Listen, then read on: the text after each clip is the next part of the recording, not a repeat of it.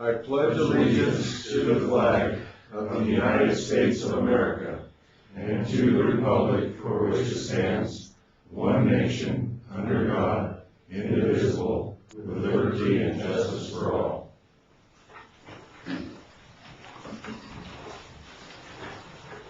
All right, we'll go ahead and have introductions that will serve as our roll call for today. So I'll go ahead and start on the far end of the table. Alan?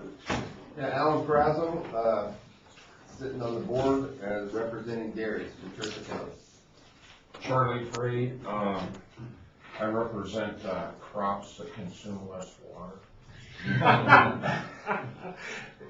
Thank you, Mr. Frey. I thought we want crops that consume more water. Mr. Paris. Pete Paris, I'm a sheep representative for the Nevada Wool Growers Association and a rancher from Elko County. Thank you for coming today, Pete. Ramona's supposed to be here, so you're up, Ramona. You always want a grand entrance, so now you have it.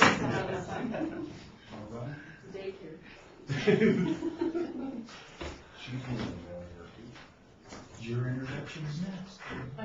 Ramona Morrison, Knight County, General Agriculture. Thank you. Good to see you. Paul Null, Clark County, representing the nursery industry. Brian Leonard, Essential, Icon. Jim Snyder, Row Crops, Lyon County. Paul Anderson, Washoe County, representing petroleum. I'm David Sticks, Jr., the chairman of the Board of Agriculture. I'm from Lyon County, representing livestock. Go ahead. Dennis Gallcourt, Deputy Attorney General. Jim Barley, Director, Department of Ag. Jerry Conrad, Executive Assistant to the Director. Whit Wright, Animal Industry Administrator. Bob Conrad, Public Information Officer for the Department of Ag. Dale Hanson, Fiscal Administrator for the Department of Ag. Jim Lamone, just a rancher here with a lot of stuff to talk about. Margarita DeLong, Angela. I'm Jeff Fontaine with Nevada Association of Counties. Leo Baglin with Winnemucca Farms, just listening in. Dave Jones, Administrator, Division of Consumer Equitability. Paul Tamara, I'm here on behalf of Tamara Ranches in Lander County. Good to see you, Paul. Dan Philippini, Badger Ranch. Hi, Dan. Eddie Ann, Philippines, Badger Schroeder Ranch, Battle Mountain, Nevada. All right, we'll go to Elko. Elko, you there? We're here. How's everybody doing? Good to see you. Good. Wood good. Spratling County, Livestock. JJ Gogachia, Eureka County, and Public Lands Co-Chair for Nevada Cattlemen's Association. Thank you, guys. So you're just the only two in Elko right now? That's it for now. Okay, anybody in Vegas? Doesn't look like it. All right. Our second item on the agenda, pledge, roll call, is public comment. We have some items today that we're going to discuss under public comment. Some of them, not all of them, will probably be taken care of later in the meeting under board concerns.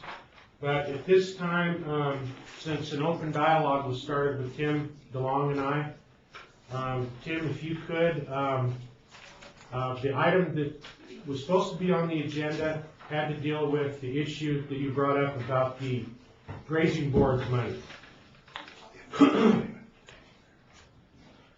Now, if you want to talk about that, we have items on the agenda that cover some issues that you're concerned about, and one is the duties and the powers of the director. Okay, we're going to cover that today because there's been some, I don't want to call them rumors, but misrepresentation of what the director's true powers and what he can do. That needs to be covered today. We do have that agendized. We're also going to, the item with NACO and the lawsuit on the horses is on the agenda for possible action. So I don't know if there's anything else, Tim, but if those items you want to talk about them, let's save them. But the only one that unfortunately did not was the item about the grazing board's money that you're concerned, but we want to talk about it and we'll do it under public comment. Now. Yeah, so if you take the microphone up there at the, And it's either way you're comfortable with. You can stand and use the big microphone, or you can sit at that table in the front and deliver, whatever you're most. Either way, whatever floats your boat. Well, the grazing board money, what it is 12.5% of the grazing fees go back to the county that originated in, and that's the grazing board money. But they took it, the BLM took it away using the sequester, 7.5%, and it's not a budget item, it's our money. they use the sequester as an excuse to That's cut the right. money. That's Okay. right, I got the thing right here. That, and they took the 5.5% last year and 7.5% this year. But it's not a sequester item, it's our money, only our money. Yes, it is. It goes back to the counties that it originated in, it's your AUM money. And then 12.5% of that money goes to the 8100 funds in the BLM district, and it's, that it comes from too, and they are not using that 8100 money. That's money that's supposed to be for range improvements, water and stuff like that, but it's been buying forklifts and pickups and paying them administration and that. It's not going back to the range, what it's supposed to do. This is the money, Tim, that's used to do repairs like to the water systems and, I guess, fences? That's right. Okay. And the grazing board money is used for things like that too, but they just took the money. So we got cut down 12% the last 2 years. Plus the fires on your short AUMs and all that kind of stuff. But that's what bothers me is they just took our money, is what it amounts to. They stole it. And just to be correct for the minutes, Tim, it's 12% is what they normally take out of the fee you pay for your permit, right? 12.5%. 12.5. Goes back to the county that it originated in. Okay. So every county has different money, but it goes to the state treasurer, and then the state treasurer divvies it out. With the request of the grazing boards, they're the ones that can request it? They don't request it, they just get it. Yeah, but isn't there a process you go through to go get It the goes money? to the treasurer of the county, and then the secretary has access to that money. The secretary of the board. The grazing board. The grazing board, yes. But the grazing board has a formal process to get that money to put it back into the permit. No. It just comes to them, they just go get the money, and then you can use it any way, the board can use it any way they want to. It pays for shooting coyotes, it pays for putting crawls in, water, stuff like that, but it's not government money, it's our money. Do you know if any of the grazing boards have tried to get an answer from the BLM why they're doing this? I think everyone, they all are now. Everybody's turned it over to the commissioners. I think the Elko County commissioners and Battle Mountain commissioners and Pershing County commissioners, Humboldt County commissioners, they took it to NACO, I think. But the letter that I gave you there is dated August 2013, and I never heard about it till this month ago, I guess. Anyway, I just thought I'd bring it up because it's every board. And I think it's all over the West, wherever they have a BLM district and they got an advisory board, they're being shorted the money. And it's their money, it's not government money. It's not taxpayer money, it's It's your permit fee. AUM money. Yeah, okay. It don't amount to much money, but we need it. Okay, let's see, we're gonna, go under, Jim, board member comments? Yeah, we can come back and discuss, you can discuss it during the board member comments. Okay, JJ, if you or Boyd have any comments, we'll wait till then to bring it up under board member comments, is that okay? So that'll give you some time to think about a good answer. We'll have a copy of the letter sent to Billy as well to print out for you guys in Elko. They should have that. That came from Rachel Bazzetti. She's the Central Committee Secretary. But nobody seemed to say anything until I got a hold of it. And I'm not the chairman, I'm the vice chairman, but it's just, we've had a lot of arguments with the BLM lately, so I watch everything. I try to. All right, Tim, thank you. Is there any other items you wanted to talk that we don't have on the agenda? You know, the horse deal in Lovelock where the Danny Duncan has 400 head of horses on a 500 head permit and it's checkerboard, they're illegal to be there anyway. But they're cutting him plumb off the cows, but leaving the horses there. And I got a certified letter from the BLM yesterday, and it's going to take up to 10 years to get those horses off. They want to do 100 head this year, maybe, and then 100 head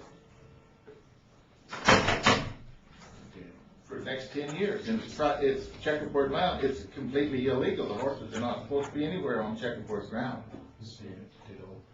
Anyway, here's a copy of this certified letter if you want it.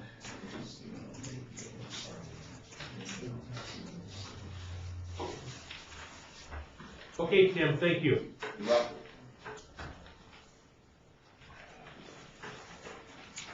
Any other public comment?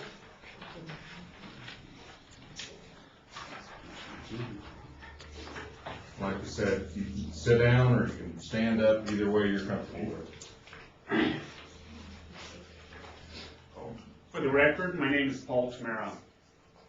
I own part of one of the ranches that is being affected by the ongoing dispute with the Battle Mountain BLM District and its director, Doug Furtado. I'd like to thank you for letting me address you. As part of you are probably aware, we are involved in a dispute with the BLM involving our allotment, our Jana allotment. I have prepared a timeline explaining some of the events as they have happened, as well as an explanation as to what has been at issue with each event. This timeline is in a packet that Eddie Ann Filippini has prepared for you and each board member has. I hope that each of you will read this and find out what our specific grievances are. As you will find when you read this and hear other testimony, Mr. Furtado is a shrewd and calculating man, willing to manipulate people to further his agenda. He is not above telling you one thing and telling another person something entirely different if it would further his cause.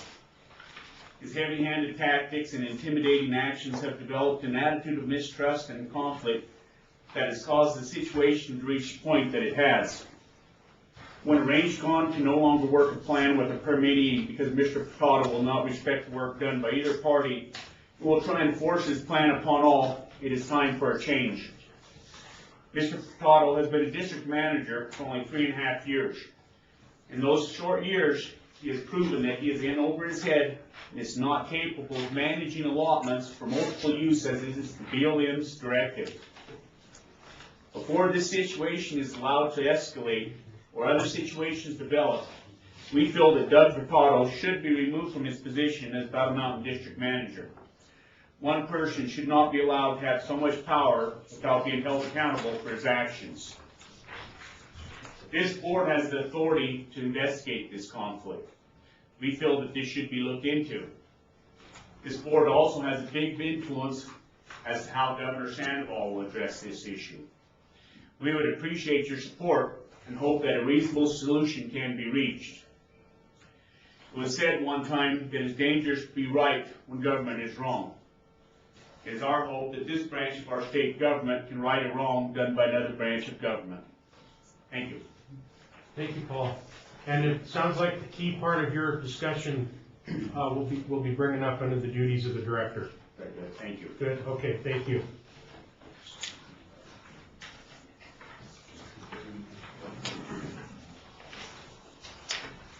Go ahead, Ramona. I'll add to what you said. When Judge Jones on June 6th, just almost 2 years ago, made the bench ruling and the findings of conspiracy in our case, Doug Furtado was implicated in that conspiracy. Tom Seeley from the Tonopah District is, Doug Furtado is his boss. Now, Doug Furtado is very careful not to sign a whole lot of documents. Tom Seeley put his name on everything. But he was implicated in that, and I think that would be a benefit to you. The floor is yours, ma'am. Thank Your you. name for the record, please. My name is Eddie Ann Filippini, representing Sherrera Badger Ranches, Battle Mountain, Nevada. I'm here speaking for my husband Dan and myself.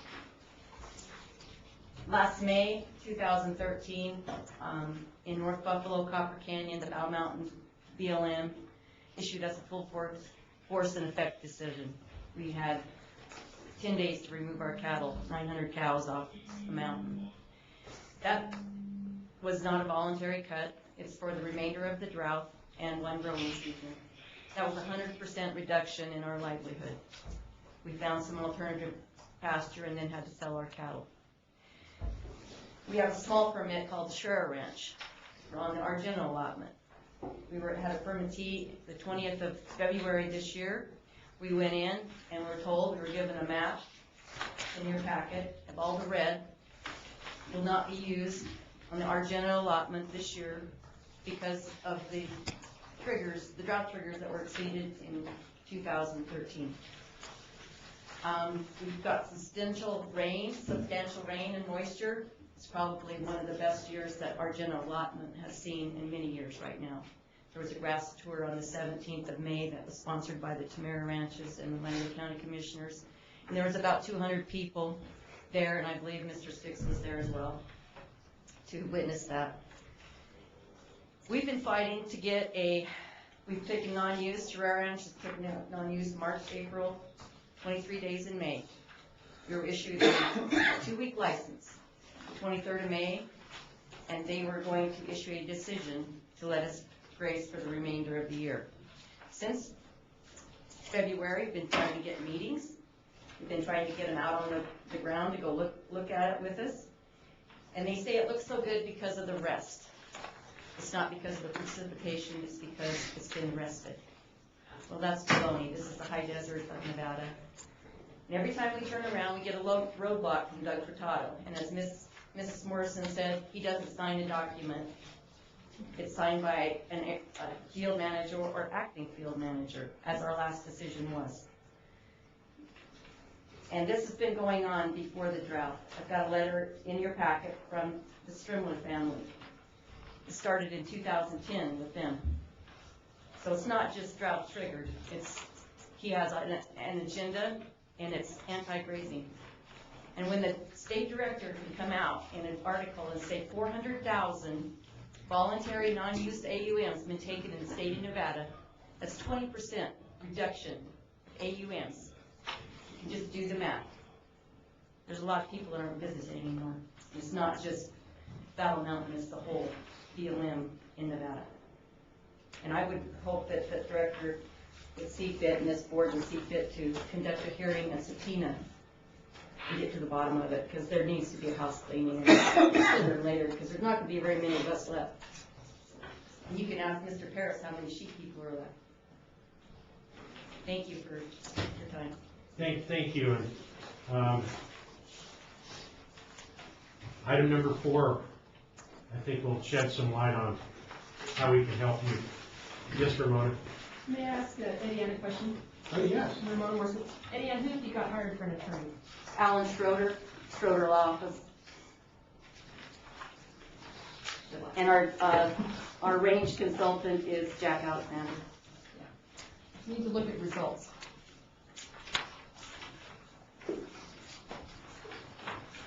Okay, any other public comment?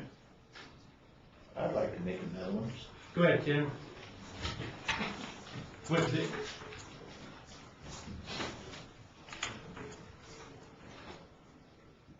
The BLM was putting out a range, an RMP, that's Range Land Management Practice, a new one. And it started with Winnemucca, and now it's going to go to Battle Mountain, go to every one of them.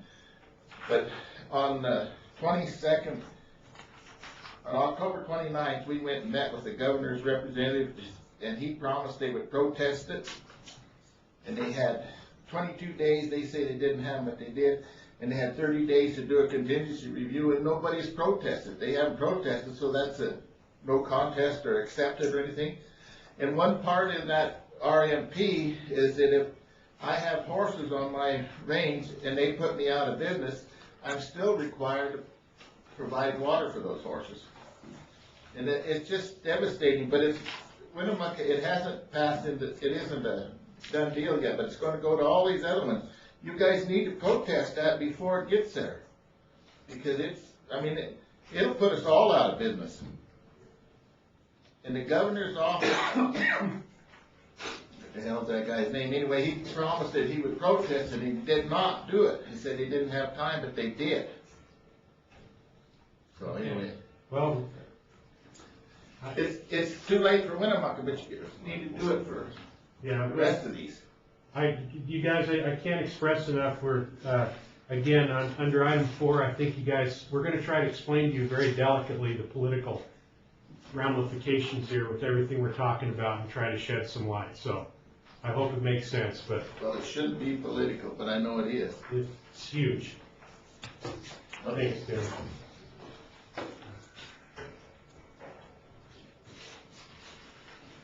Okay, if there's no other public comment, we'll go ahead and move on. Item number 3, the March 4th board meeting minutes. Board, you have them. They're in a draft format only at this time. We are not going to go ahead and approve them. We'd like you to take them back. We've had some changes with staff. I think you see a new face to my right today, so anytime that happens, that this specific duty sometimes falls under that job description, so they're not ready, is what I'm trying to say. So please take them home, please review them. By the way, did we have a formal introduction other than? Okay, so anyways, any comments? Please talk to Jerry here, you'll have a formal introduction later. At the next board meeting, we'll go ahead and approve. Item number 4 is the director's report. Jim, go ahead. Well, thank you very much. To start with our formal introduction, I'd like to introduce to you Jerry Conrad. We're very excited to have her on staff. She comes to us with a bachelor's journalism degree and an MBA, and has worked for numerous private sector, how would you say it? Yeah. Public issue type firms and companies, and has been, what I understand, had quite a bit of background relative to water issues, so we're very excited that she was interested and willing to come to the Department of Agriculture. We're going to be changing the role of the executive assistant quite a bit. She's going to take on greater responsibility representing me in the agency, specifically when I'm on the road quite a bit, as well as internal communications, and then she'll also be helping Bob with some of our external communications at the same time. So we're very excited to have her on board, and when you get a chance, when we get a break, be sure to welcome her and into the Department of Ag. So do you have any comments you want to make? Good. Put you on the spot. Right? With that, I'll roll into the director's report, and to preempt, I apologize for drowning you in poundage of paperwork. I was told that about 3 weeks ago they got the EATS, or the IT system for the state, got the contract signed to expand the bandwidth on SilverNet that connects us. So that means once the contract's signed, then it's got to go to BOE, then it's got, a couple more hoops, and then once they actually act on the contract. So we don't have the capacity yet to do the paperless sit-off, but hopefully by our next meeting, at least things are moving forward, so by our next meeting we should be able to, but I don't want to guarantee because it's totally out of my hands, it's in another agency, but hopefully by then we'll have that taken care of, and then you won't have to go through the poundage of materials that we provided you. I've also stacked in those piles several publications, a couple of Progressive Rancher, one of the edible Reno Tahoes. Those are specifically to identify some of the Buy Nevada promotion advertisements that we've done, and I'll let Bob talk about that in his presentation. And then we are, if you noticed out front, we have a side-by-side John Deere Gator. That's a project we're working with the Nevada FFA Foundation and Renner Equipment. And basically, they're raffling that off at their September sporting clay shoot, generating money to reduce the cost of students to attend the state convention. We're happy to partner with them on that because at the same time, we're going to promote the new Buy Nevada, the new agriculture plate that's coming out. That new ag plate is supposed to come out somewhere around a month and a half from now. When that happens, we're hoping we can increase the sales in the ag plate. Of course, the Department of Agriculture gets half of those funds. FFA gets the other half. The half that the Department of Ag gets will help support a lot of these new promotional activities that we're trying to do to promote agriculture in the state of Nevada, play a bigger role in that arena. So with that, I'll kind of slip through my director's report that kind of goes through some of the activities that I've been involved with over the last 3 months, and then I'll highlight some of those things and then have a couple of highlights on the backside. As we go through these, as you have questions, please interrupt me, and I can answer questions to those. So starting shortly after our last meeting in March, I did a partnership tour with Nevada Energy, and we toured California and went from basically Sacramento down to LA and back, and met with several food processing companies and tried to market to them the opportunities to move and bring their businesses to Nevada. I can say that we were very well received. We were received by some that were, I can't give names, but that were large, significant, well-known food processing companies that are looking for an opportunity to obviously improve their tax situation with the continuing tax burden that they're hit with in California. Some of these are long-time family-owned, family-based, multi-century kind of businesses. So the tax environment in Nevada is very prime and very beneficial, and I think we're going to continue to see companies looking at the opportunity of coming to Nevada. Specifically, that gives us greater benefit in Nevada. We have more ag processing, then that gives us more opportunity to take advantage of the products we produce currently and expand our ag, or diversify our ag industry where possible. Met several times on the ag plate. We finally got that through the humps, and it is approved. So it's just a matter of basically DMV running the plates and then dispersing the plates out to the different DMV shops in the state, and then that's hopefully going to be ready so folks can get the new ag plate within a month and a half or so. We basically have a couple of choices. If you currently have an ag plate, you can keep the plate that you have. You just can't go get another plate that looks like that. If you lose that plate or have it replaced, which I have like 5 of the old plates, and I'll have all of them replaced, I'll basically go in and exchange them for a replacement plate. I think it's like a $25 charge. And then hopefully the idea of that new plate is we want to market to the urban areas of Las Vegas and Reno, get a higher contingency of the foodie kind of groups to buy the plate to generate more money to promote the importance of agriculture in the state of Nevada.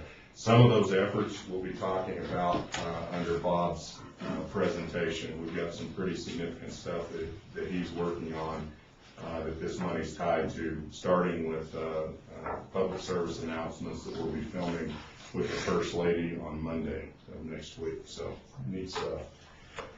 Department of Ag assisted and worked with FFA convention.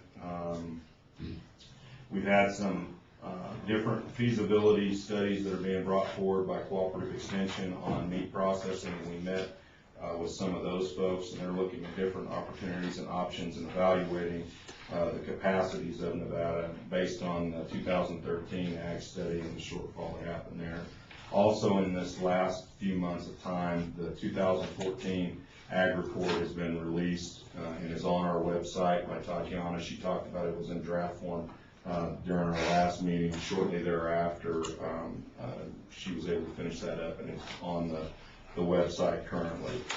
So if you get a chance, take a look at that. We've obviously started working on budget prep. We've also started doing some of the general NRS cleanups and fixes that we're looking at. Nothing's really changed since our last meeting when I gave you kind of a list of those major things that we were looking at doing, which aren't that major compared to what we've done in the recent past. We've been engaged with the Food Security Council meeting. We've had one in Las Vegas, and then we had a subcommittee in per executive order of the governor. I sit on that council meeting based on our Food and Nutrition Division, and we had a subcommittee meeting in last week, I think it was, in Carson, and then we have another full council meeting coming up shortly. The First Lady serves as the chair of that council meeting, and basically we're looking at providing information of where our production areas lie, what kind of production we have in the state of Nevada. We have one of our staff working on a GIS, or Global Information System map, that identifies different commodities and where they're produced in Nevada, giving a little more detail. Basically takes what Farm Bureau has done on their ag literacy side and really kind of expands it and gives greater details of the production capacities of the state, which we want to promote and identify that as much as we can, specifically as we go into the next legislative session. We've had numerous meetings with the food banks over the reorganization of the Food and Nutrition Division and really squaring away where we're headed with that, and the commodity foods program. We've been working on meetings on cooperative agreement with the horse advocate groups. What's the name of the outfit? Return to Freedom. Return to Freedom on the Virginia Range capacities, and we actually have another meeting on that tomorrow. I will say that we're very focused on the study that was done in 2007 on the Virginia Range by NDOW, NRCS, and the Department of Ag, that talks about the population capacities of the Virginia Range for the horses, and that's going to play a key role in us getting into a cooperative management agreement with an entity. But that continues to progress in meetings. We had our new, which you met at our last meeting, Amber Smyers, our ag literacy position has been filled, and she's been working with Farm Bureau and cattlemen's to talk about ag literacy and how we can assist at the state level to help organize and provide greater capacities to do more with ag literacy. Again, part of our effort to support promotion of the ag industry. As we move into April, we had some meetings with the Department of Health. We were able to find out in those meetings that we really have the only food safety laboratory in the state. I was under the impression the Department of Health had a safety laboratory. They basically cooperate with a general lab capacity that UNR has. We have that lab based on the Dairy Commission program that we have now. We've also identified the capacity to expand the usage of that laboratory and then provide greater services for food processors in the state of Nevada. The example would be if a company opens up a candy factory and they have to have a certificate of free sale to do international trade, they have to get that inspection through FDA. In many cases that we've talked to business folks, they haven't been able to get that inspection, so FDA's just basically provided a waiver. We're looking at how we can partner with FDA under a cooperative and then develop a fee process to basically develop a new fee program where we would actually do those inspections and food safety testing, and then that would provide a new service for Nevada that Nevada businesses really haven't had historically in recent times. And then also, I think, improve food security and food safety for the state in general. You can see there that I did have a conference call with the Utah Ag Commissioner on the Bundy issue, and I know we're going to have questions about that, and so I want to hold off on that, and I'll talk specifically on the Bundy issue once I get through the whole stuff here, so that you're aware of what I'm working on. Tons of sagebrush ecosystem meetings, and we did present to the Sunset Committee of the Legislature on the Predator Animal Rodent Control Committee and its relevance in terms of maintaining it. We are recommending that we maintain that committee. The committee has now met twice officially since 1997 in the last couple of months, and when I get done with going through this, I'll have Pete make any comments. He is serving now as the chairman of that subcommittee, and then Boyd also represents the board on that committee as well. We did have our representative from the Department of Health join us in that meeting yesterday, and so that was very positive. Actually, gave us some information that we were not aware of.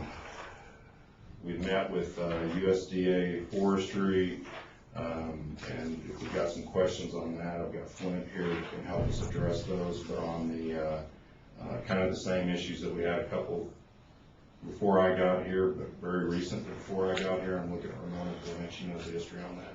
On the transfer of disease between bighorn sheep and domestic sheep, and that thing is kind of rearing itself up a little bit again. In which case, we wanted to let you know that, and we can sit down and kind of go through what we've discussed individually, and then we can decide where we want to go for future meetings on that. I must have scared Flint off. Can you grab that paper? And of course, on the 12th, we had I was at the Clark County Fair while the BLM action regarding the Bundy Ranch was underway. Then I went on a trade mission to Montreal, Canada. You're going to see that I'm being requested to go on more of the trade mission stuff. Again, this kind of speaks to the issues I'm having relative to being on the road quite a bit. It appears that we may be going to Brazil in September, and then I've heard words of Israel, but we haven't got a confirmed date on trade missions, and those are governor-led trade missions. One thing I did attend on the 18th in Austin, Texas, was the Republican Agriculture Commissioners Committee meeting, and that travel is actually funded by that organization.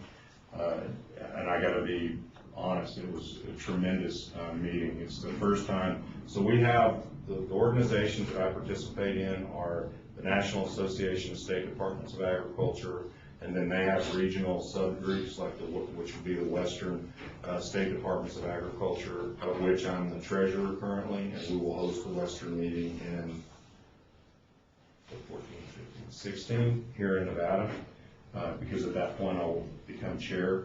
But the this committee meeting that I met in Austin is basically all the elected commissioners, secretaries, and it's much more policy outcome driven than the NASDA, which are more informational update. USDA comes in and pays for a section of time to basically present to us their things, or EPA presents. So this was really a good meeting. One of the things that we did in being there is the Ag Commissioner from Texas, Todd Staples, basically wanted to show us some of the border issues and what's going on down there. And I can tell you, at lunch we can talk individually, but it was very eye-opening. It was amazing. And some of it awful sad. They basically took us into the Border Patrol headquarters, and we got to tour there, and I was shocked by the number of children under 17, shocked at the number of kids that were, under my oldest son's age, which he's 6, and they're there alone, and just amazing. And one of the things they did do is they took us on a gunboat on the Rio Grande, and we toured basically the Mexican side of the river that's controlled by the cartels, and it was just really eye-opening, especially for those of us that also had the director from Wyoming that are not connected to really the border issues and the border things, other than obviously the ag labor issues that we need. So I can talk to you guys individually about that to save time here. We're looking at the new Las Vegas building, and that seems to be moving forward, which is the old Las Vegas Metro Police Department off of St. Louis and Atlantic, which is basically catty corner to our current ag building. It's on that same block, it's just on the other end. So it looks like if everything goes through, which this building is has to happen for the new DMV on Sahara Street to happen, and that's obviously a priority by the Las Vegas legislators, so we feel, nothing's done until it's done, but we feel pretty confident that this will go through and happen. Basically, a little over half of that building will be directed to the Department of Agriculture. We'll be able to expand our laboratory capacities and put folks in a more modernized building than the one we have there, and have better office space in that. We brought in food and nutrition. It's pretty tight and pretty cramped in there currently. But one of the things is we had somebody from NIST, which is what's the acronym for NIST, Mr. Jones, Dave? National Institute of Standards and Technology. And they basically oversee the weights and measures portion that we have to certify through them. And so we met with them to talk about the setup on that Las Vegas laboratory. But that seems to be moving forward. Public Works will also be in that building, and Buildings and Grounds will also be in that building.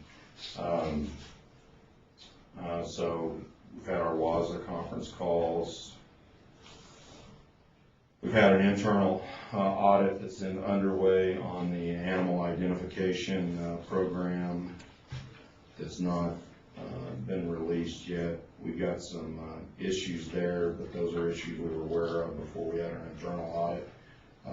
One of the things, and just briefly, that we're struggling with is the cost of reimbursement to brand inspectors that are driving their own vehicles. We've calculated what basically a break-even point would be for us to basically put those brand inspectors in a former highway patrol vehicle, truck, four-wheel drive, and then basically give them a gas card to use state gas.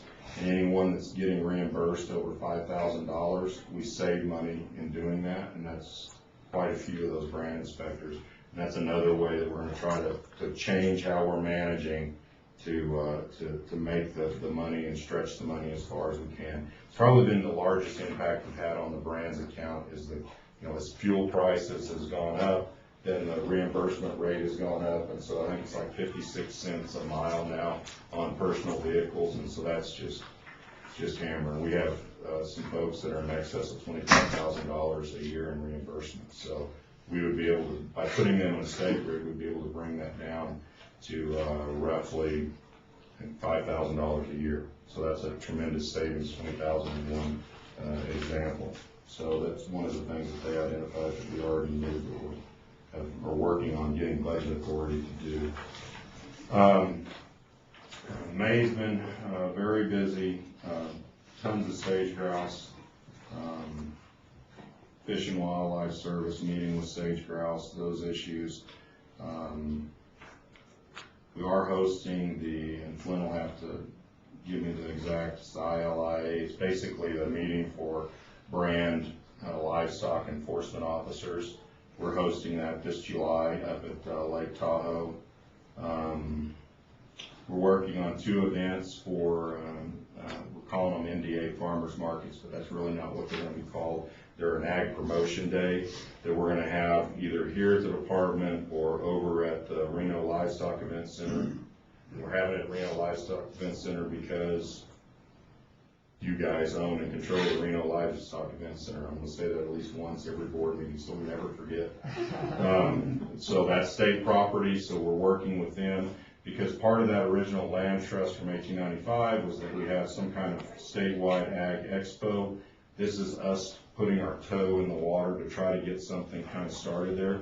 What we're going to do is basically highlight Buy Nevada members on one day and then bring in food trucks and basically try to have an event that's identifying Nevada ag product and Nevada businesses that are using ag product to expand and promote agriculture at the same time. And I'm sure we'll get 4-H and FFA engaged in some way or shape or form. No chicken. We do have some chicken producers. So there will be some chicken presence. What are the dates in there? We're actually trying to shore those up. We're trying to do a July date right now and a September date, and so I've got to call in over to the Livestock Event Center person to see if we can get those dates or if we got to move around so they're not solid yet.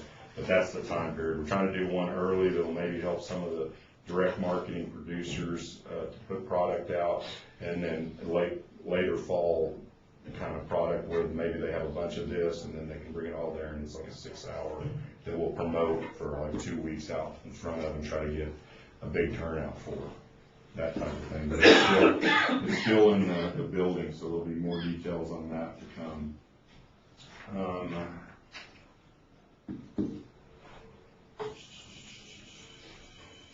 We are looking at hosting and partnering with the Farm Bureau at their annual conference and creating an agriculture business conference.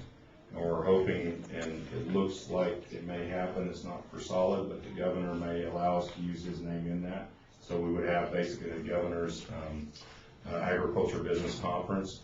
The conference will be focused on everything from regulatory issues, financial, fiscal issues, and funding to a wide, diverse type of business-focused things. We have a small ag conference in the state that's focused more on production stuff. This will be more on the business things. And like I know one of the things we'll put together is how to use, gotta think of the name of it, and that shows you how good I am at it, but we have Bob for that. Multimedia, Facebook, Twitter, all that kind of crud to be able to promote your business is what I'm trying to say, and to do more direct marketing for some of our ag producers. And so it's kind of a small business conference, but it'd be the governor's agriculture small business conference, and try to link it to all of our programs. That was the politically correct. Right, the correct word. The high technology word there. So he is more formal than that. Right. We did host an all-day staff meeting last week that went very, very well. It was very revealing. We're going to work through some smaller committees, and then we'll have some more things coming forward to you guys for approval based on that. Some of it's going to be policy and how we do things. Internal communications was one of the issues that was highlighted, and luckily we knew that was an issue, and so that's one of the reasons Jerry is such a good fit for this position.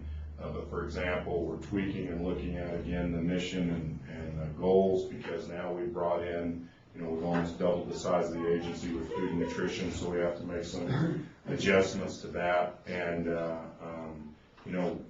a lot of the progress we made before the merger dealing with staff and such, I don't want to say we've moved backwards on, but we definitely haven't moved forward, because we've been so inundated in just getting everybody into a cubicle, getting a computer set up. As you're going to hear from Dale on the fiscal side, dealing with a lot of fiscal issues that we inherited from those programs and the agencies that they came from. So now we're really focused back on trying to get that stuff put together, policies and procedures that we were working on prior to the July 1 merger. But it was very positive. We had an all-staff barbecue that the administrators hosted the night before that. This last weekend, I went and helped as part of my FFA Foundation board member responsibilities, helped with the Eureka FFA shoot, and as you'll notice, we had that John Deere Gator, and that's where they revealed that they'll be doing a drawing on that, and so we're hosting it here for 4 or 5 days, and then I think we're going to try to send it to Western Nevada Supply with the Reviglios, and then it looks like we're going to be able to have it at the Reno Rodeo. We're selling 1,000 tickets, $20 a ticket. We're thinking we might be able to have all the tickets sold by the time we get to Reno Rodeo, and then we'll draw it at the shoot. After that meeting, myself and Flint went and toured Gocachia's place and toured some of their federal ground, BLM ground that's over near where, as I was talking to Pete yesterday, some of the places where he's running some of his sheep and crossover permits. Tremendous amount of grass, really in good shape. I mean, and we've got some, we shot video there and took a lot of pictures, and some of that's going to be put into a basically a beef promotion, beef council type video PSA that we're putting together, which the First Lady will be doing as part of that on Monday when we do that shoot and tying that film and footage there. what we saw is that, tremendous amount of grass. They've had everything that you've heard here, and correct me if I'm messed up on part of this, Pete, because conversation we had yesterday. They're having a hard time with water for the stock itself, the springs and those kind of things.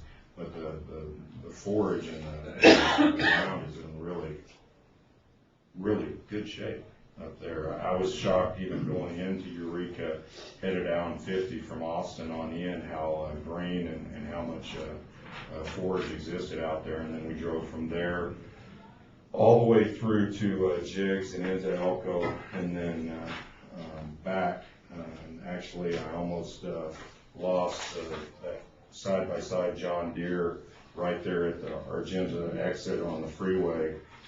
I need to talk to the Department of Transportation on that concrete section. Holy crap. I think I lost 2 teeth in the back of my skull pulling that gooseneck across there. But, the ground is in really pretty good shape. So with that, I'll start with the BLM Bundy action and kind of talk about that a little bit, and then if you guys have questions on that or comments relative to that. Okay, I thought he was on, my bad, Bob. I'll have you present right after this as part of my director's report.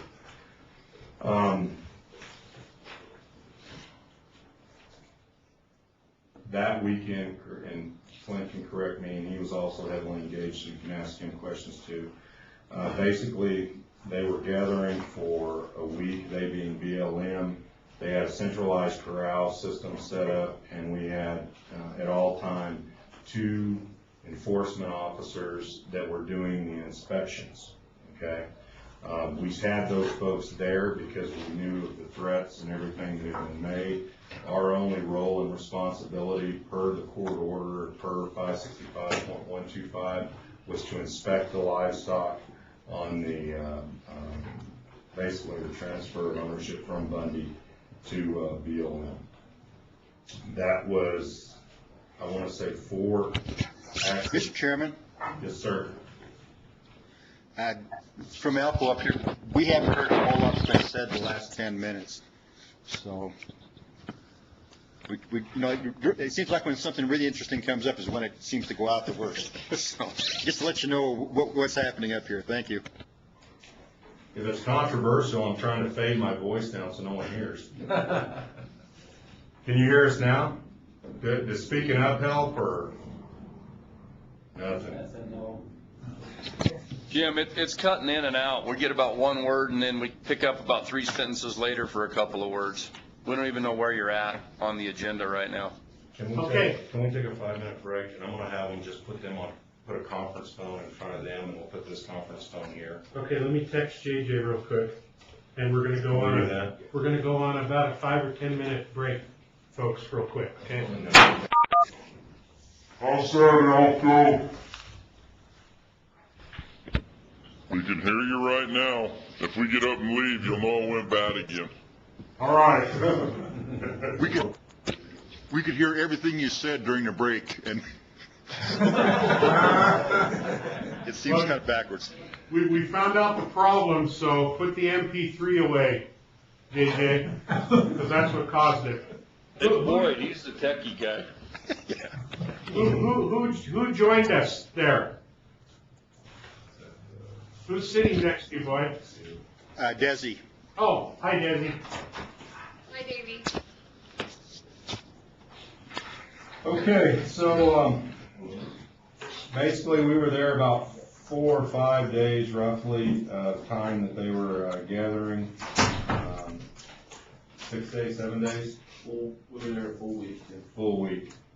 But they weren't working on the weekend, right? No, we worked on the first weekend. But we weren't there on the second weekend because of the helicopter crash. We were there for the meeting, which actually started on Friday. Gotcha. 7 days. So 7 days, but not all those days were part of the action. So they basically were taking the livestock to a centralized corral area. Our guys were basically under marching orders, that they were not there as part of the enforcement effort, that they were there as inspectors. But I wanted to make sure, based on the threats and everything that was out there, that they had the capacity to at least defend themselves. So, to a point that we had even worked out under Flint's leadership, a escape route if something were to happen violence-wise, that they could basically, without hitting the freeway, get out of that country through back roads and back towards Panaca. Because again, they were there for one thing, and that was for the brand inspection. On the Friday before the rally by Bundy supporters, BLM told us that they were not going to do anything Saturday and Sunday because of a funeral or something of a BLM member in Utah. So our guys luckily were sent home. And so then Saturday at the rally, when that all went down, we had no state staff or state employees in the facility, which was very, very positive. So I flew in because I was already scheduled to go to the Clark County Fair on that Saturday before leaving from Las Vegas to head to Canada. And as I was coming in, listening to the AM radio, they were basically doing coverage of the rally itself, and they started talking about 50, 60 guys horseback, like figured out pretty quick where that was going to go. And it was about an hour, 2 hours after that they started going directly to the corrals and protesting there. And, you know, thank God no violence happened and nothing happened. I think. Yes, Boyd? We're basically shut down again. Okay, we're going to call you on the landline.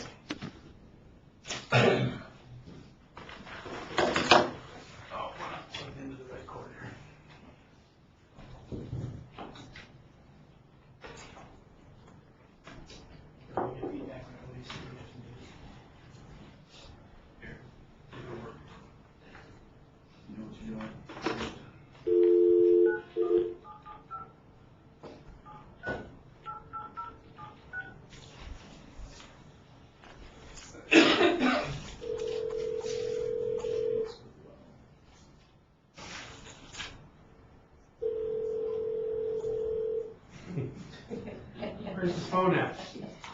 I can't find the phone. Hi Billy, can you forward us to the conference room?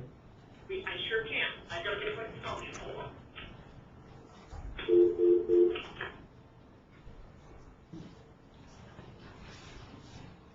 on. Wait for them to shut that light down some too, because when we were sitting there too, the whole day, that light shining in your face, and it's Interrogation room? Yeah, either that or they need a makeup crew to work on all those poor guys in makeup.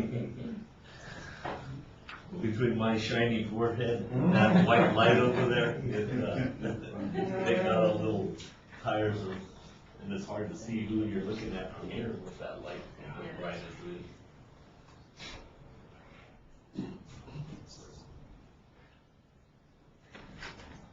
That's the old interrogation room. So as we build the budget, you may see more technology expenditures in the Elko office. Part of that is also the internet connection, which we're trying to figure out what it's going to take to get fiber optics to that building. And right now, we're being told it's not possible. We're hoping that's coming soon, going to improve.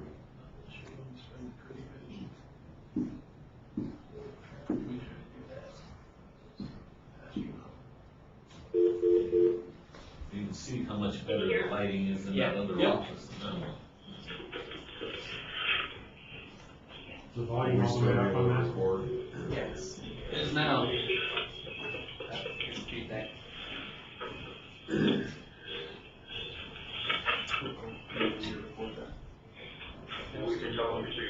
it's still recording.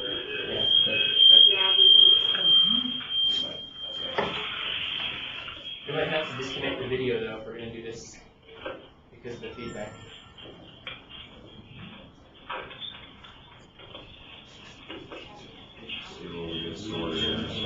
What if you put it on mute? The video on mute. Okay.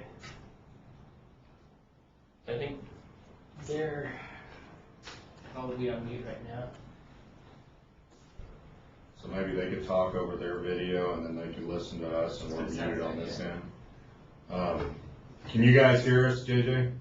We have to unmute the video conference. We can hear you. We're gonna keep the phone on mute so it doesn't squeak.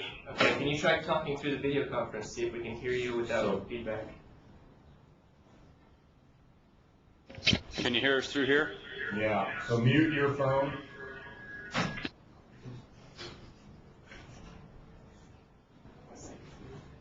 We have the phone muted. Okay. Okay, just unmute the phone when you're gonna talk. Yeah, we'll have to unmute each one of the phones each time we need to talk, so, we'll do it that way. Sorry, guys.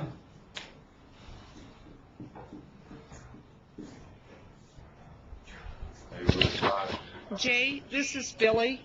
There was an extension on my line in my office before you swapped out that computer. Do you know where that's at? You mean on the cord? Where you're muted. Yeah. So she's not hearing you. Well, she's just muted. She should be able to hear me. Can you guys hear us now? Okay. We'll struggle through. If you need to talk, just go ahead and unmute the phone and talk to us through the phone, I guess. So now I'm trying to remember. Gather. So then the protest happened. In short, at that point, we had, and help me with the numbers, Flint, we had like 380 cattle that had been brought into the corrals. I want to say 280-ish of them had been inspected, and that inspection work had been completed and transferred to BLM, and we had roughly 100 that were reviewed, but we had done no paperwork on, that were a stray feral. So when they were kicked back out, they would still be deemed stray feral.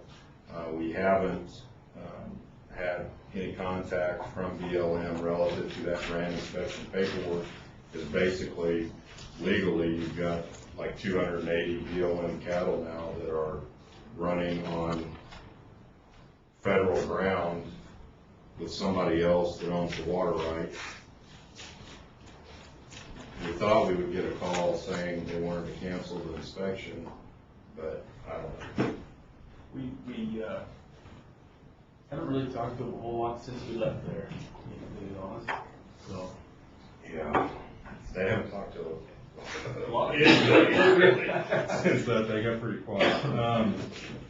So, and then I know Ramona wanted to talk about some things relative to that event. Do you want to talk about those now, or do you want to wait till board comment, or? We can wait, whenever's good. Whatever's good with me, either way. Let's do it now. You want to do it now? And we made copies of your stuff. They should have been passed out to everybody. I think you all got a copy of this letter that I sent out. This was on Monday. The email. After Ammon Bundy was arrested. And then I also sent out this thing here that you should all have a copy of. It's called BLM and U.S. Forest Service lack law enforcement authority on federally managed lands. I should say law enforcement. I want to talk going forward because I've got to commend Jim and Flint and everybody for being cool under pressure under a very, very difficult situation. And I don't think, maybe you guys were aware, but I was not aware. You know, we had this same situation happen on our ranch, but we had 10 guys packing guns, and we thought that was pretty bad, plus other personnel. I had no idea until I started getting reports and calls that, you know, this place was being surrounded, and come to find out 200 federal guys surrounding the ranch. Later found out that the Clark County Sheriff's Office had completely turned over all law enforcement to the BLM. If anybody, the press or anybody called down there to the Sheriff's Office, they got sent to the BLM. And So what ended up happening was what should have been a law enforcement action on the part of the sheriff was turned into being a situation where he was hiding under his desk and the BLM was running the entire show. And it seems to me in this country we have a reason for not allowing the person who gets the court order to go in and conduct the raid. You know, if that was the case, why don't we have Freddie Mac and Fannie Mae evicting people out of their homes when they are foreclosed upon? But instead, you have the sheriff that comes in and conducts the eviction. The same is true with the IRS. You know, and so, and frankly, had this one family been surrounded by 200 armed agents of the federal government on an IRS matter, a lot of people would have understood this thing a lot more clearly for what it was. Going forward, my concern is, as it relates to the Department of Agriculture, is I think to the best of our ability, we did everything that we were supposed to do within those circumstances. But again, the unforeseen circumstances, I think, were the 200 federal agents surrounding that ranch. And I want to back up a minute. We had a similar situation in Nye County just to the north of Clark County. Not a big county. We have Area 51. We have the test site. We have probably the most federal land of any county in the state of Nevada. And the BLM tried to come in and do a raid on our ranch on a subsequent time.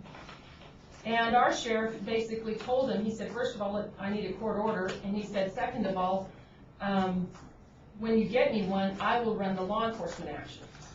And he said, I'll treat you like any other citizen, and we'll run the law enforcement action. We'll get those cattle gathered if you have a court order. Well, they threatened to arrest him, so he proceeded to give him his home address. And then later they came back and they threatened to bring in 50 Park Service LEOs to conduct a raid on our ranch. This was about 2004.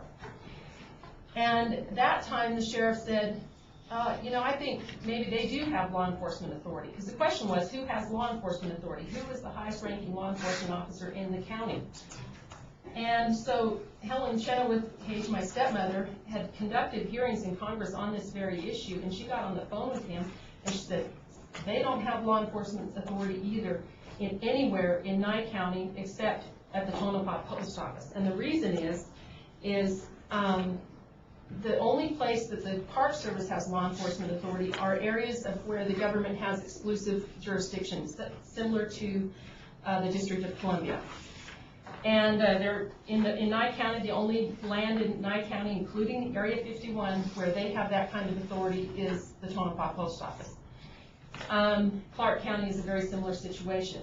So that time, the sheriff told them, no, once he understood that, he said, no, you're not coming in here. Same thing, I'll conduct a law enforcement action. You show up with a proper court order, not some signature of a bureaucrat, which is how all the cattle in the past have been stolen in Nevada by these agencies. And that he would run that law enforcement operation. This time, they threatened him with a SWAT team.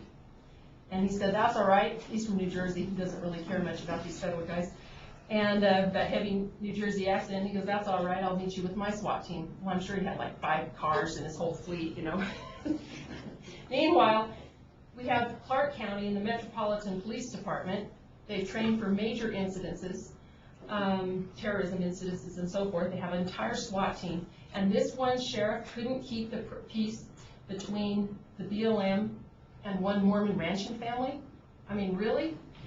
But that paints the picture of what happened. And as a result of what he did, that's what allowed for this massive breach of the peace. 1,000 people didn't show up to support Clive and Bundy. I was invited down there Monday to speak to a group of Western legislators who showed up who were very concerned about the BLM side of this whole thing, that they weren't there to support Bundy per se. They just saw what was happening with the BLM and saw that it was desperately wrong, and were very concerned about similar things happening in their states. And so I think going forward, we need to look into a situation wherein if we have something like this happen again, and this is not going to just stay, I believe, with cows on federal land. I think we're seeing in California where NOAA which has jurisdiction out in the ocean and on navigable waters. NOAA officers or employees, they're not officers, employees are trespassing onto private land in Northern California to find so-called coho salmons upstream in non-year-round streams, and citing local farmers and ranchers over there for alleged dead fish. We're going to get it all the way around. We now have all these rules coming down from USDA with regard to feeds and supplements and so on and so forth. And we're going to see inspectors, I believe, trying to trespass and trying to inspect. And probably we're going to see, along with that, law enforcement officers, quote unquote. And I call them employees impersonating law enforcement officers. But as a department, we are, I think, going to be confronted with this again. And as private citizens, we're going to be confronted with this. And so I think we need to consider, and I didn't put it as an action item deliberately, but I do think we need to consider policy and perhaps legislative remedies. Jim and I talked about this specifically on this issue, so that we don't get involved in a situation where these guys show up, there's no writ of execution, there's no involvement in the sheriff, and our brand inspectors are smack dab in the middle of the thing. We're having to defend our own brand inspectors with guns because we have out-of-control bureaucrats. I also want to add one thing. There was a recent incident, I don't know if you're aware of it, in Clark County where some young kid, maybe on drugs, maybe not, was shot by the BLM up at one of their recreation areas. The highway patrol was there when it happened, and yet the BLM persons involved got nervous and shot him 7 times. In the highway patrol vehicle? Not in it, going towards it. And there's video of it. Yeah, that's what I was looking at. Yeah. And so anyway, and you know, they said that because they thought he was going for the guns. Well, anybody that knows anything about, they're locked. Yeah. So this is the concern. In Ely, I understand from people that their Forest Service is stopping people in the school zone. We have a creeping nationalization of a police force that has no power to be there. And we need to, in the state, I think, get serious about addressing this. I would just add one more thing. Every land law passed by Congress, FLTMA, Forest Reserve Act, Taylor Grazing Act, all of them have a reservation of civil and criminal jurisdiction to the state. So I don't care how much federal land we have in this state. These guys don't have the authority to be running up and down the road in cop cars, stopping people, arresting them, and so forth. And I think we need to get serious about dealing with this problem. Thanks. May I ask a question? Yes, Tim. On this brand inspector, are those cows all just Hang on a sec. What's up, guys? Thank you. We're having trouble. Okay, go ahead, Tim. On the brand inspector, those cows belong to the BLM now? Well, you could make the case, Tim, that because of the court order, they belonged to them before that anyways. But are they trespassing? Yeah. So who enforces that?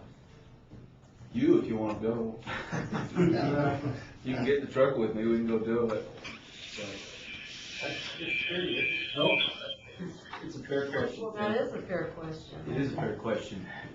I guess you just, at this point, we just don't want to get in the middle of, you know, we've already been in the middle of it. So go ahead. And I think we talked to some of the authorities, but I'm not sure that we have, no different than we would have enforced the trespass of Bundy on federal ground. That's not really what our role is. It's his water or somebody else's water. Right, and he could take court action against the feds on his water. Yeah. That's why I said what I said. Yep. My question is, Tom Carpenter made it very clear that he was a part of the legislative action that put this into motion to make sure the court order specifically spelled out our role and what the feds needed to do to make it our role. I'm trying to figure out, was there anything positive by us being down there? Yeah. Anything? It just, Yeah, there was. hurry up, tell us something good. There was, we returned 5 cows to Russ Jones. So, yeah, that was the most positive thing that came out of the whole thing. There was a considerable amount of slick cattle, strays, feral, 99 head to be exact. And when we say 99 head, that includes bulls, cows, calves, yearlings, the whole thing. So, And just on the process side, so I know the board's aware, so the public's aware of the process that went through. When I came into this position, we were approached by BLM at that point, and they were trying to use a court order that was from '99, I think, to basically go in and do this action. And working through the Attorney General's office, we informed them that that not only didn't give them that authority, but it was a court order that was well out of date, and that they had to go back and get a court order that was up to date and that reflected the requirements of 565.125, which is what you were referencing with Assemblyman Carpenter.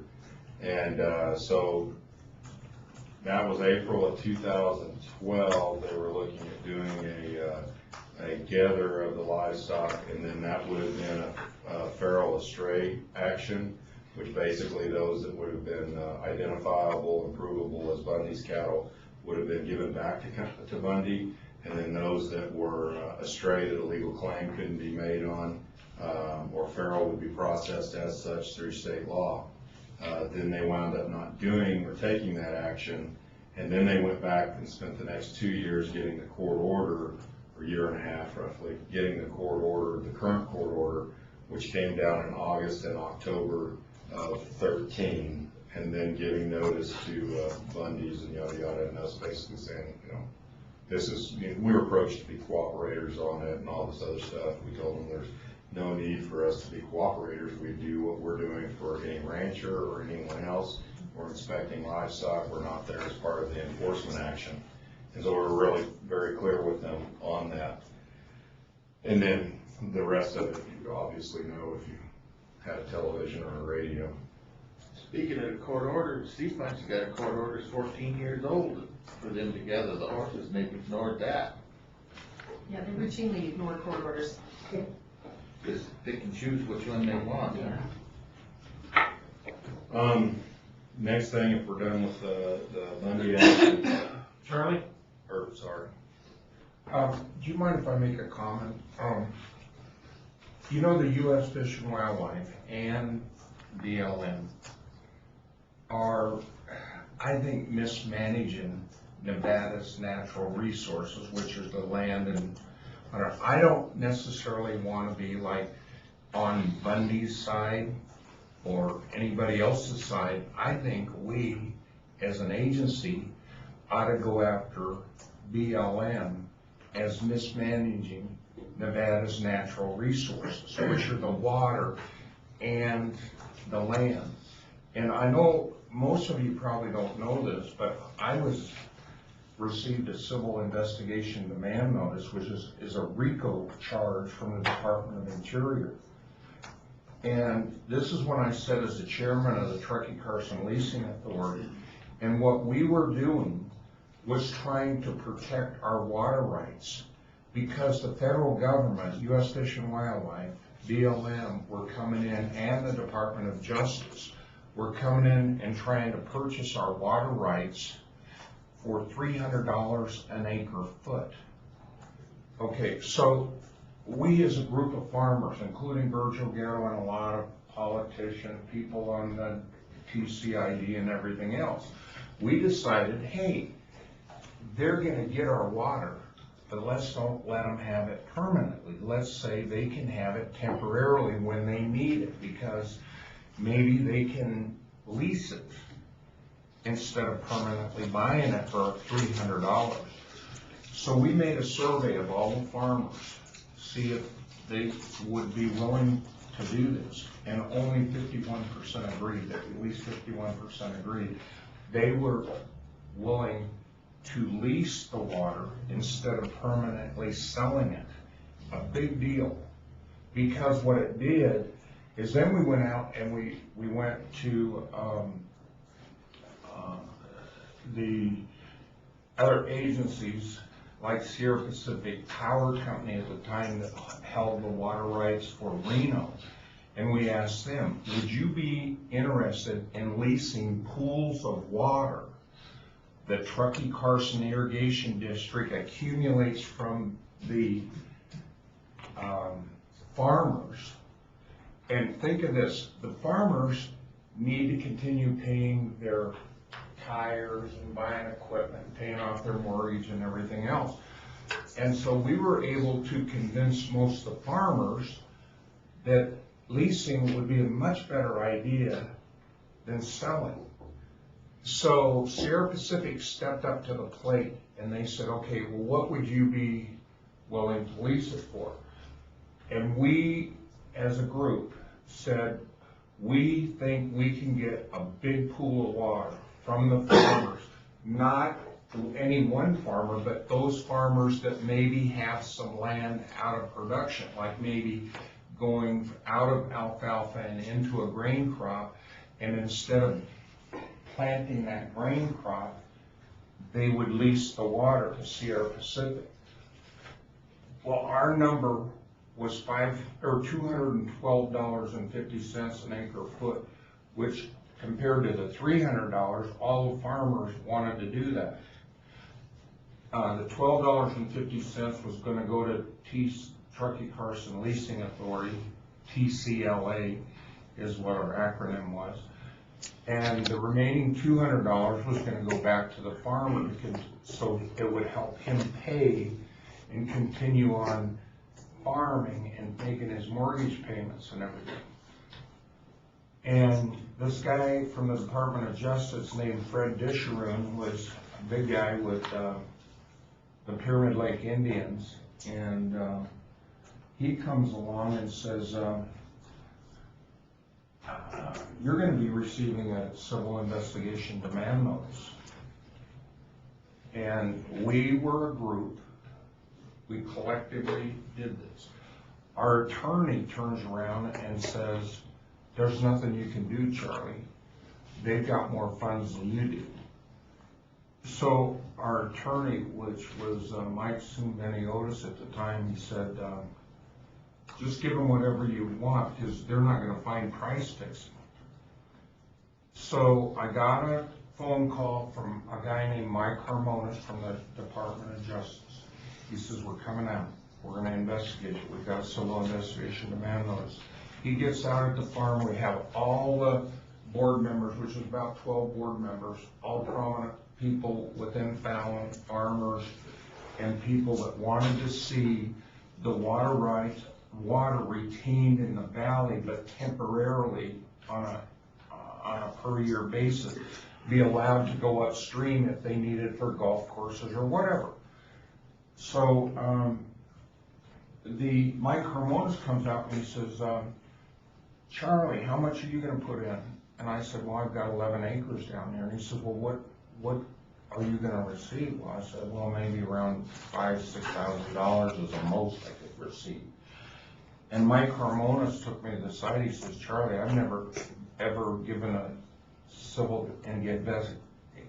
investigation demand notice for anything for less than $5 million. How much was all your group? And we were less than probably $3 million at the time. But still, the Department of Justice confiscated 29 of our 33 file folders. They took the originals. They took them back to Washington, D.C. They dumped all of our computers off. Doris Warren, who used to be the executive secretary for TCID, she was our executive secretary. Dumped all of her stuff. Everybody was scared. Our Mike Sumbeniotis says, don't be afraid. They have nothing. They don't have anything to do. But you can't fight them at this level because they've got more money than you do.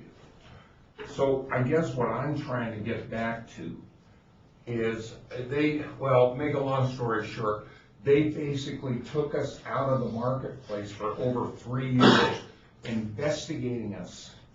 After 3 years, Sumbeniotis kept saying, well, what are you going to do about this civil investigation demand notice? They finally dropped it. But they took us out of the marketplace for 3 years. It's exactly or similar to what Wayne Hayes did, Ramona's father. It's similar to what they're doing at Bundy. It's similar what they did up there at that shovel brigade. It's similar to all these other farmers around this country. It's not that we're for Bundy, because I don't know whether he violated anything or anything like that. I think what we're here for is to say, hey, you know, federal government, you're overstepping your bounds. You're not properly managing Nevada's natural resources. And that's what I think we ought to vote on today, is saying, let's, you know, get a letter out or something saying that they're not managing our resources properly. And I would just comment, I think you're gonna have an opportunity, at least in one section, to have that, or one specific area to have that vote here in, I'm guessing Jeff Fontaine hopes fairly soon. So that'll be one of the topics related to the horses that we'll be talking about, that you can do an action item, and then if you guys want to put something together on the board agenda for the next meeting, then you can do that under the board comments at the end of the meeting for what you want on the agenda. And at this point of my presentation, I would ask Davey to present an overview of the Argenta tour from the 17th of, that I wasn't able to attend, that Davey attended. Just any quick comments or? Well, the first thing was as I was approaching the Tamara Ranch from about 2 miles out, I thought, boy, Paul and his family have a lot of people working there. And as I got closer, I couldn't believe the amount of people that were there. It was phenomenal. It was very well done. It was very well organized. To sum it up, I wish there was a way the board could vote to distribute some of that grass up there in the highlands to some of the other permits around the state. So I was there because I didn't want a glass ceiling created by the board or by ranchers in other parts of the state, because how we deal with our district managers is different.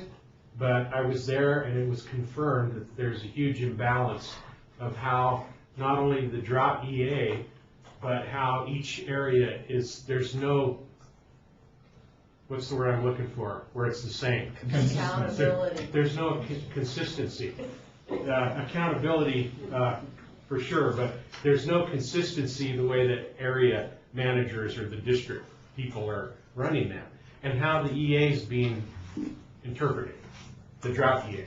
So that's the first thing that confirmed it when I got there, but it was very well done, and like I say, there was oodles of feed, and everything, if there is some consistency, there are areas out there that look really tough, like our permits, and there are areas that were just beautiful. And I just saw a relationship there. We have a permit that has a real steep canyon area that has an incredible amount of feed, just like we saw in the mountain areas of Tamara's permit. And at the bottom of this canyon, there's a huge meadow, and the cowboys told the BLM people, if you knew cattle, they feed during the day up in this canyon, and they come down that meadow and they bed down during the night, and they really hammered us because we overgrazed that meadow area. So little things like that, but it was very well done. I appreciated the hospitality, and I mean, it was great. I don't know how many hours, 4 hours? I think we were gone. It took all day, and we went out and saw some great country. So anyways, it was good overall. So it helped open my eyes and shed some light. One way the Department of Ag is trying to take action to address some of these issues is looking at the lines that we do have. Obviously, plant pathology, plant science, all of that falls under the Department of Agriculture. So what we've done a couple of months ago is basically move things around and taken a position that another staff member has vacated, gone on to other things, and we're reshaping that position. It's an agriculturist core, and basically we're hiring a range scientist that's going to be able to represent the Department of Agriculture not only with the sage grouse issues, but for example, when some of these kind of issues come up, we can have someone that's outside of the federal government be able to go out, because it's public land, public access, and do range science evaluations, and at least have the capacity to weigh in from a scientific standpoint on the quality or the issues on specific grounds, whether that's private or, if you're invited, or public, where we may be having some issues. I think it's unfortunate that the Department of Ag hasn't had that capacity, I'm guessing, since like 2007. We had a similar, kind of exactly the same position, but a similar position prior to my arrival, and then prior to the budget cuts that we had here at the agency. So that position's out and being advertised right now, and we hope to have somebody hopefully employed within the month to start weighing in. I think it gives us the capacity then, when we have other agencies say, we did this evaluation and we saw this and then we at least be able to have a scientific representation on this side of things to go out and do a similar evaluation and confirm or dispute findings here and there. And right now we don't, have that capacity. We're very production driven towards production agriculture versus range agriculture. And when you look at the amount of forage that is under production in the state of Nevada, it's not alfalfa hay, it's federal range that's being utilized to produce and support the beef industry. And so that's a gigantic void the Department of Agriculture's had, and that's one change that you're going to see in the next month, as soon as we can find the best candidate for the position, and then do interviews to find the best candidate for the position. Real quick, Jim, what was the name of the gentleman that you guys and Paul recently, his services, what was his name? Bob Swagger from Intermountain. Mountain Resource? Yeah, from Winnemucca. Bob's used to be employed by the BLM? Yes. I was telling Jim this morning when we met before the meeting that this individual needs to be that type of person. And communicator. Well, exactly, and the idea is that we can help provide the industry that kind of resource to help the industry out. Well, where we have these issues pop up, you're not having to go out and hire your own agency to be able to dispute something.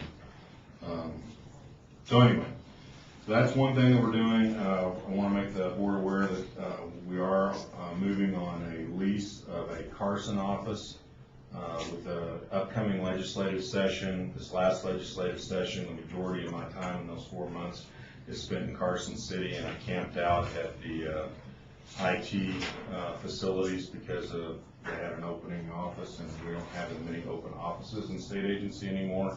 So with that, and then every week I have meetings in Carson City, and I usually wind up between meetings parked under a tree out behind the Department of Education, working off my iPad, which there's always times to be in working, but it would be much more beneficial for my capacity to be able to have an office that I'm operating out of on days that I have meetings heavily in Carson. That in no way is meant to suggest that my primary office isn't the Sparks office. That's where I'll be, but this gives me a little more capacity. The other portion of that is we're going to have a conference room in that facility, and so as we have bills or issues that are coming up relative to the session, we would be able to have some meetings there in Carson City. It's not big enough for like a board meeting for Department of Ag, but basically in working with producers, dealing with legislative policy issues, we have a place that we can all go sit and meet down there and operate out of relative to agriculture issues. And we'll be giving cattlemen's and the Farm Bureau and any of the agriculture associations the opportunity to work through us to be able to schedule the room and utilize it to benefit agriculture as a whole. So we think that's a move forward as well. And then probably something significant that you'll see in the next few months is we're picking up several highway patrol vehicles for capacity here in the administration office to we're gonna have like 3 chargers that we're picking up at like $3,500 a piece, so that we can, go to meetings and that kind of stuff fairly affordably, rather than, the trucks that cost so much in terms of fuel. And then we're replacing, some of our enforcement vehicles, taking highway patrol trucks, and then we're gonna take them and repaint them. The highway patrol's working to deal with, they're gonna leave the technology on them, so we don't have to put the lights and all that stuff on them after they take them off, which is how it used to happen. And so we'll basically repaint those and put our logos and such on them. And the current average miles on enforcement officers is somewhere around 180,000. So we've gotten our good out of those vehicles. We'll pick these rigs up at around 100,000, and then we'll probably make us another 3 years that we'll get out of those. The trucks roughly run at $7,500 versus we were budgeted to buy some new trucks, and that's $40,000 a truck. If we can make these work for $80,000, that's a win-win all the way around. And then lastly, I would ask Bob Conrad to kind of show you some of the promotional activities that we've worked on in the last 3 months. We've put together some videos and PSA type stuff on not only the agency but some companies, and he'll show you just kind of one more recent ones that they've done. And as I mentioned earlier, on Monday we're going to be shooting a public service announcement with the First Lady at a local grocery store, and we're going to highlight a PSA for the Buy Nevada Food and Ag program. We're going to highlight a beef, pro-beef commercial, and we're going to have our PSA, and we're going to have a meal pattern which is tied to the child nutrition program, and then we're offering the Food Security Council the opportunity, and we do it for them, basically shooting a PSA for the Food Security Council, which she is serving as chair of that council. And so we've got some neat things happening in that direction. So Bob, do you want to?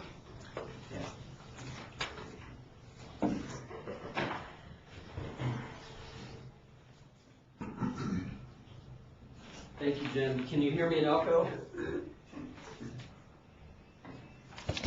Yes, we can.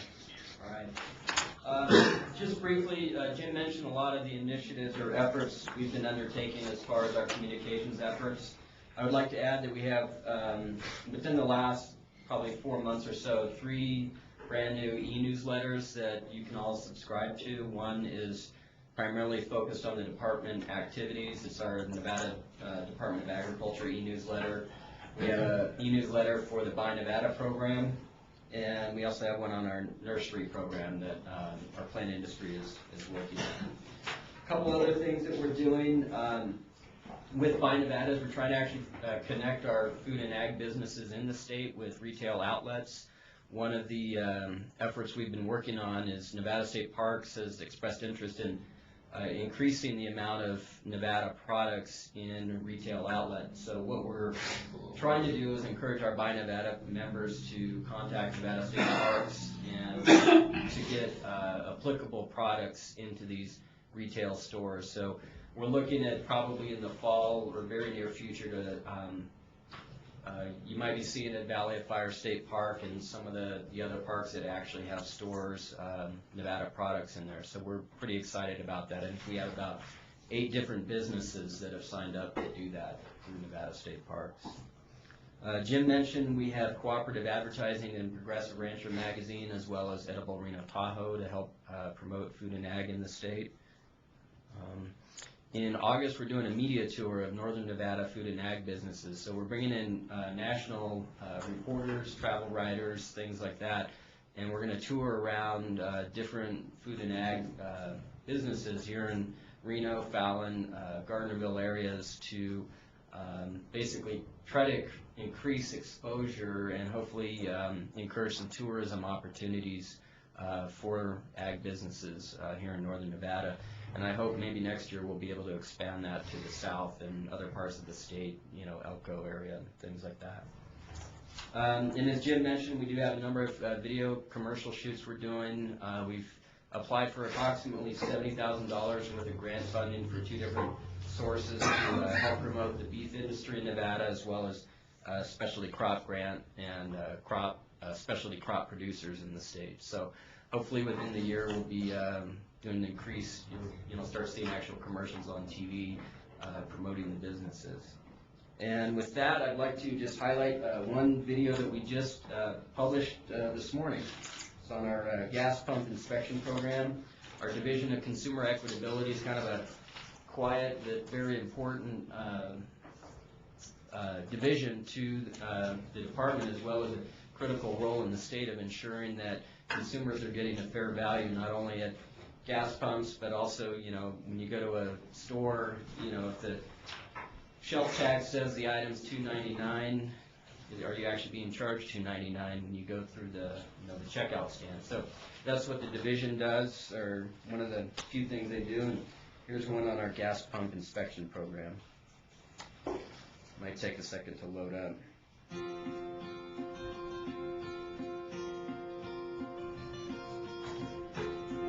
When you pull into the station, you insist that they have this seal. What this signifies is that the inspector has checked all gas pumps.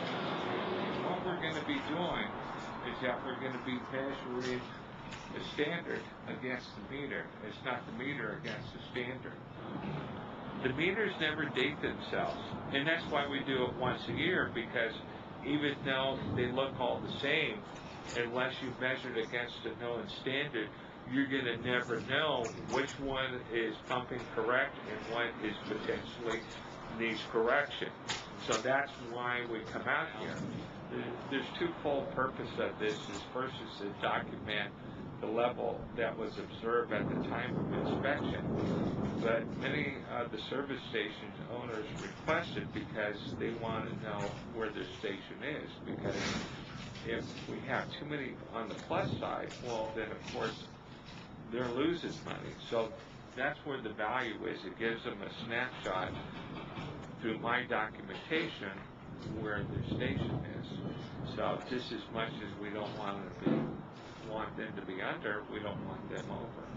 All these have to be visible, all have to be functioning at all times. Because the last thing we want is an angry motorist, on the perception that they're dispensing not correct amounts. Now the blue tag is that if the error is in the customer's favor, he's under notice to correct the device, but he can still use it pending inspection by the sealer.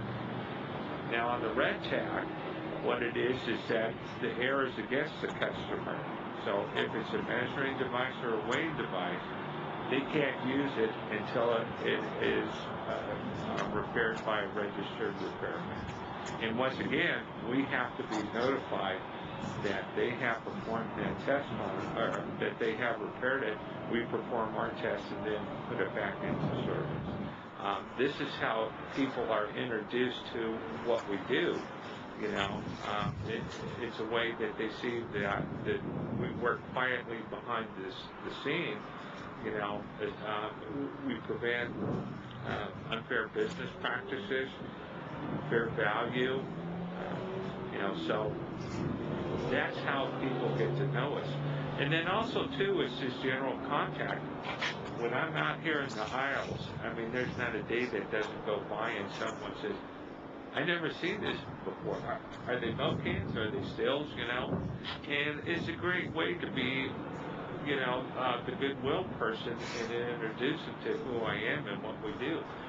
Now, the good thing about it is that at the end, it gives you a good feeling because they generally say, I'm glad you're out there.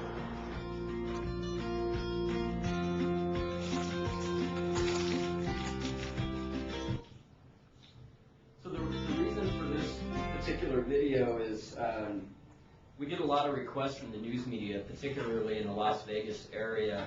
They want to know how consumers can be assured that they're getting a fair deal at the gas pump, because the suspicion is that they're getting ripped off. And we've tried to explain this particular program to them through, literally probably a few dozen emails, and getting the point across is sometimes difficult.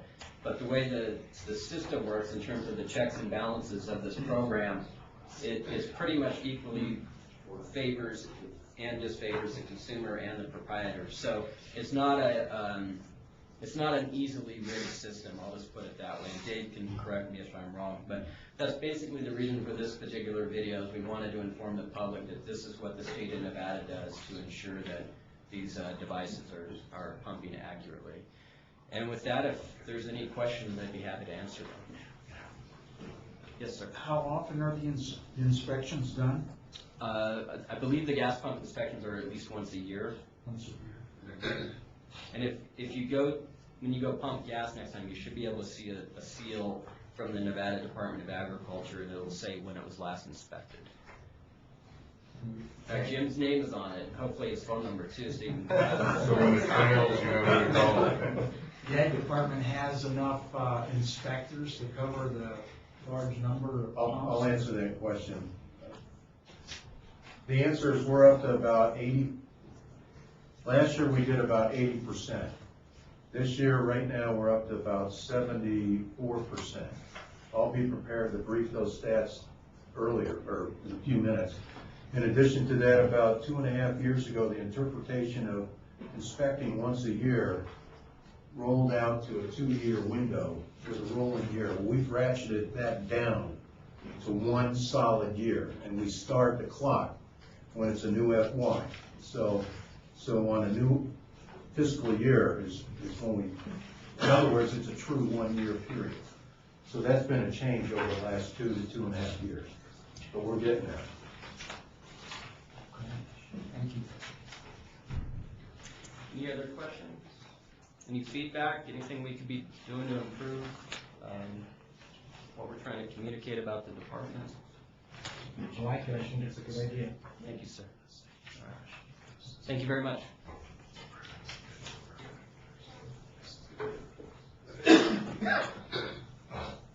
Thank you, Bob. Anything else, Director Barbie? No, just move on. That's covered everything that I've had in terms of an update, and then it's a matter of moving on to the next item. Okay. The next item is item 4C.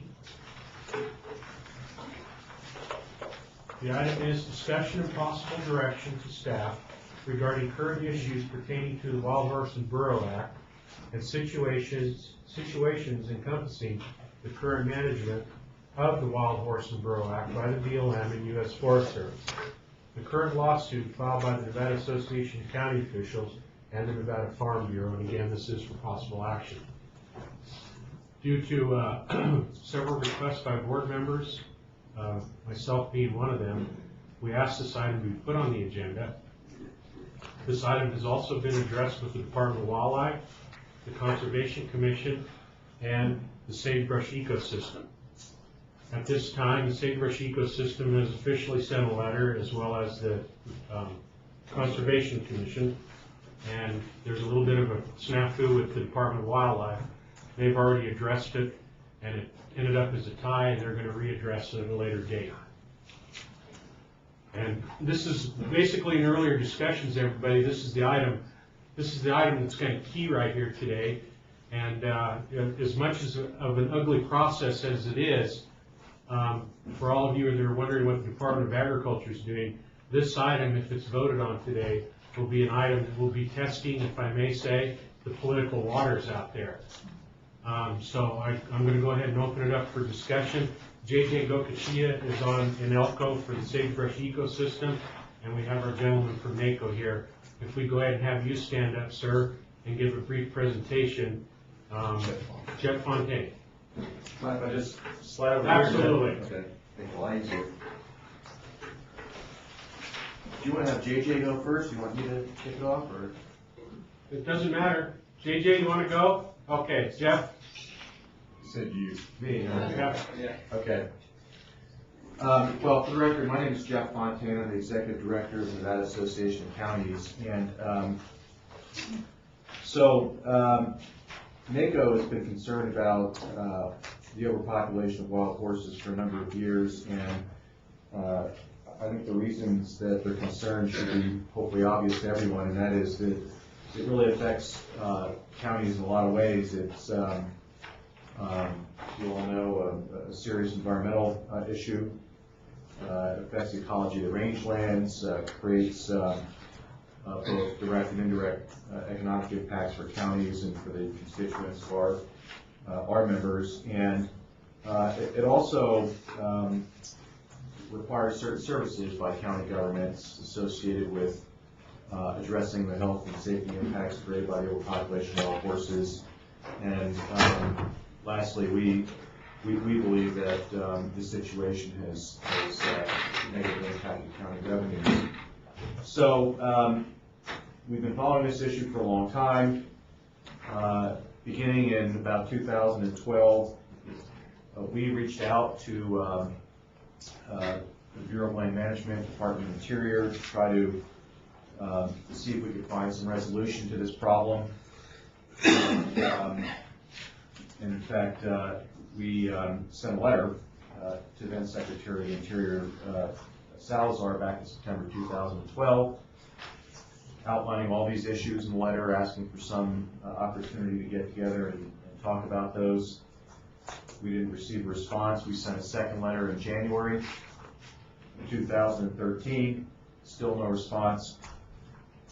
And then in April of 2013, the NACO board elected to pursue legal action. And we did finally, about a day after that action by our NACO board, to take legal action. Maybe a couple of days, we received a response from BLM, and they offered to meet with us, and we responded, fine, come meet with us in the next couple of weeks in Carson City.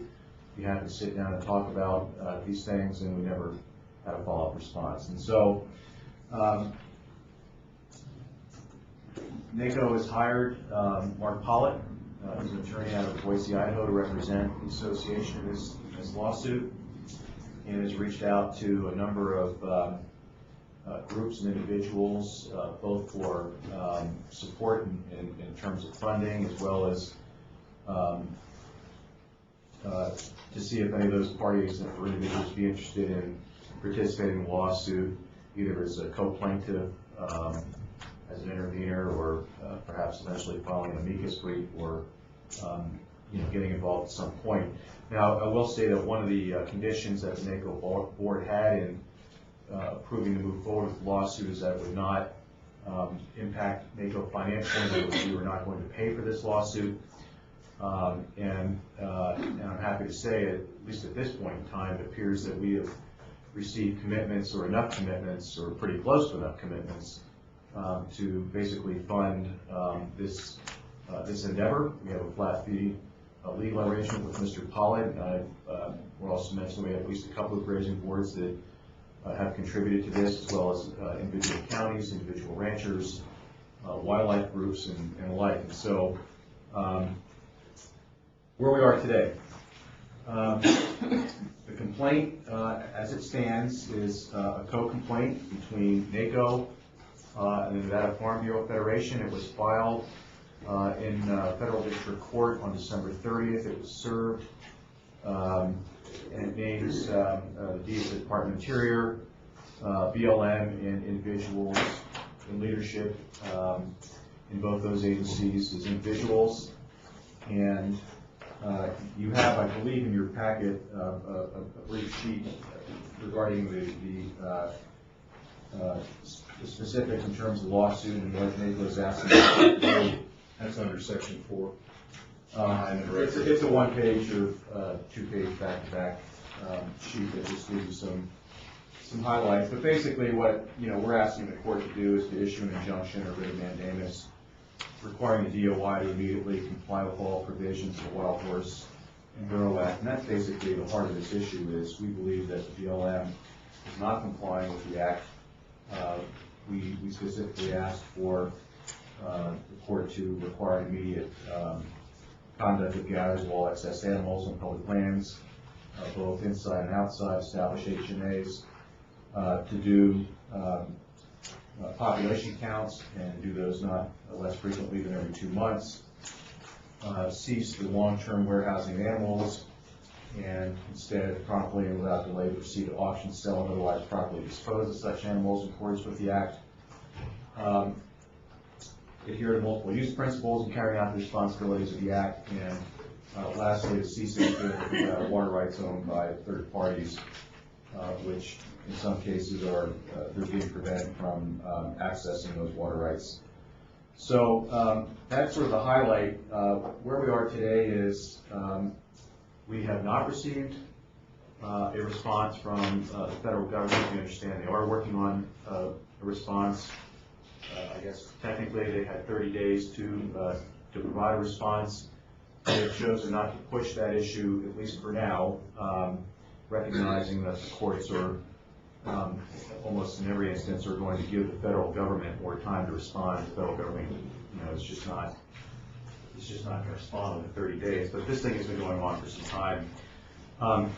In the interim, however, a couple things have happened. We have approved 2 new co-plaintiffs to join the lawsuit on our behalf, and that's United Bighorns Unlimited and Crawford Cattle out of Humboldt County. So we'll have 4 co-plaintiffs in this lawsuit. Now, we do have to file an amended complaint to get the new co-plaintiffs, which were just approved last week, on as co-plaintiffs. And my understanding from Mark Holiday is as long as we do that amended complaint prior to the federal government's response, it shouldn't be a big deal. Even if it's after the response, it can still be done, but there's some additional legal maneuvering that takes place. We are aware of 2 groups that have filed as intervener status on behalf of the federal government. And one of them is an individual associated, perhaps we think, with the Wild Horse Education Campaign, and the other is the American Wild Horse Preservation Campaign. And that last group did just file a motion with the federal court to dismiss the case. They say the case lacks merit and other arguments. The court has been assigned to Federal District Court Judge Miranda Dew in Las Vegas, and really that's where we are. Mark's working on additional information, discovery, and again working on an amended complaint to get our new co-plaintiffs on, as well as to respond to this latest motion by the American Wild Horse Preservation Campaign to dismiss. So that's sort of a high-level overview of where we are. If anybody's interested in a copy of the actual complaint, I think it's about 53 pages. We can get you that. It may be on our website. If not, I'll make sure I get you an electronic version of that. Cool. JJ? Davey, can you hear me if I just talk on this phone? Perfect. Okay. I want to thank Jeff for going first, but we're kind of having some technical difficulties here yet, so I think it was easier for him to go. Just a couple things I want to touch on, and Jeff briefly touched on the intervener status. It's not too late. We can still get intervener status. One thing, Jeff, correct me if I'm wrong, but that would have to go back to the NACO board if anyone else wants to intervene at this point. In addition to the 2 you mentioned, that would go back to the NACO board and they would have to agree to that. Is that correct? JJ, possibly. I've got to think about that. Certainly, if someone were interested in signing on as a co-plaintiff, that would be something the NACO board would want to approve. Intervener status, possibly. Yeah, we probably want to take that to the board just to make sure everything's okay. And then the other, maybe I'm getting ahead of you or myself, but the other way to participate in this is by filing an amicus brief as well. Okay, thank you. And the reason I ask, it kind of goes along with what Mr. DeLong was talking about this morning. In Pershing County, I know they're looking at doing something to help the Duncan family out there and those horses and that horse-free checkerboard. And I would encourage Pershing County and those producers there to perhaps take a long look at what this NACO suit does. And the more entities we can get together, the better. There is no doubt that family, the Duncan family, could definitely show harm in this case. So I think it would be a great benefit if they would somehow, or could somehow, throw their weight behind this getting back to the task at hand, the Board of Ag, as you can see, the Sagebrush Ecosystem Council, we did adopt a letter in support of the NACO lawsuit. We provided our comments as part of the EIS to NACO as well, and kind of background. So I want to thank the chairman for putting this on and other members for putting this on the agenda. I guess the lack of support from state agencies has kind of surprised me on this lawsuit. The wildlife, Department of Agriculture, Natural Resource Conservation, we're all in this, and if we're all going to try to do the right thing for the resource and the right thing for the horses, it's just a travesty the way that they're being managed with these drought conditions. I'm sorry, I don't think we can allow the continued degradation of resources and the certain death of some of these horses that will be coming, whether they haul water or not. So with that, I think Jeff did a good job. If you have any questions that I can answer, I'd be happy to. But I would encourage you guys to support this lawsuit, if at all possible, going forward. And I will make a very similar plea to the Board of Wildlife Commissioners at the end of the month. Well, Yes, Jeff. Sure, I just want to add a couple of points. One JJ just mentioned, and, we believe that, really the sad irony here is the fact that, the DOI and BLM's failure or delay to comply with the Wild Horse and Rural Act is harming the very animals that the law intended to protect in the first place. We have documentation, we've got pictures, I believe that may also be in your packet, so, and I'm sure most of you that are out there that see many of these animals can agree that, they're malnourished, they're not in good health, many of them, and so, the situation is really quite problematic. And the other comment I would make is,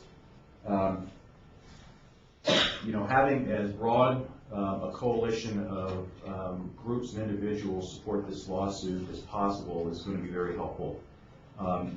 You can pick up, newspapers, you can pick up publications by the groups that are going to oppose this, and you're going to see that they are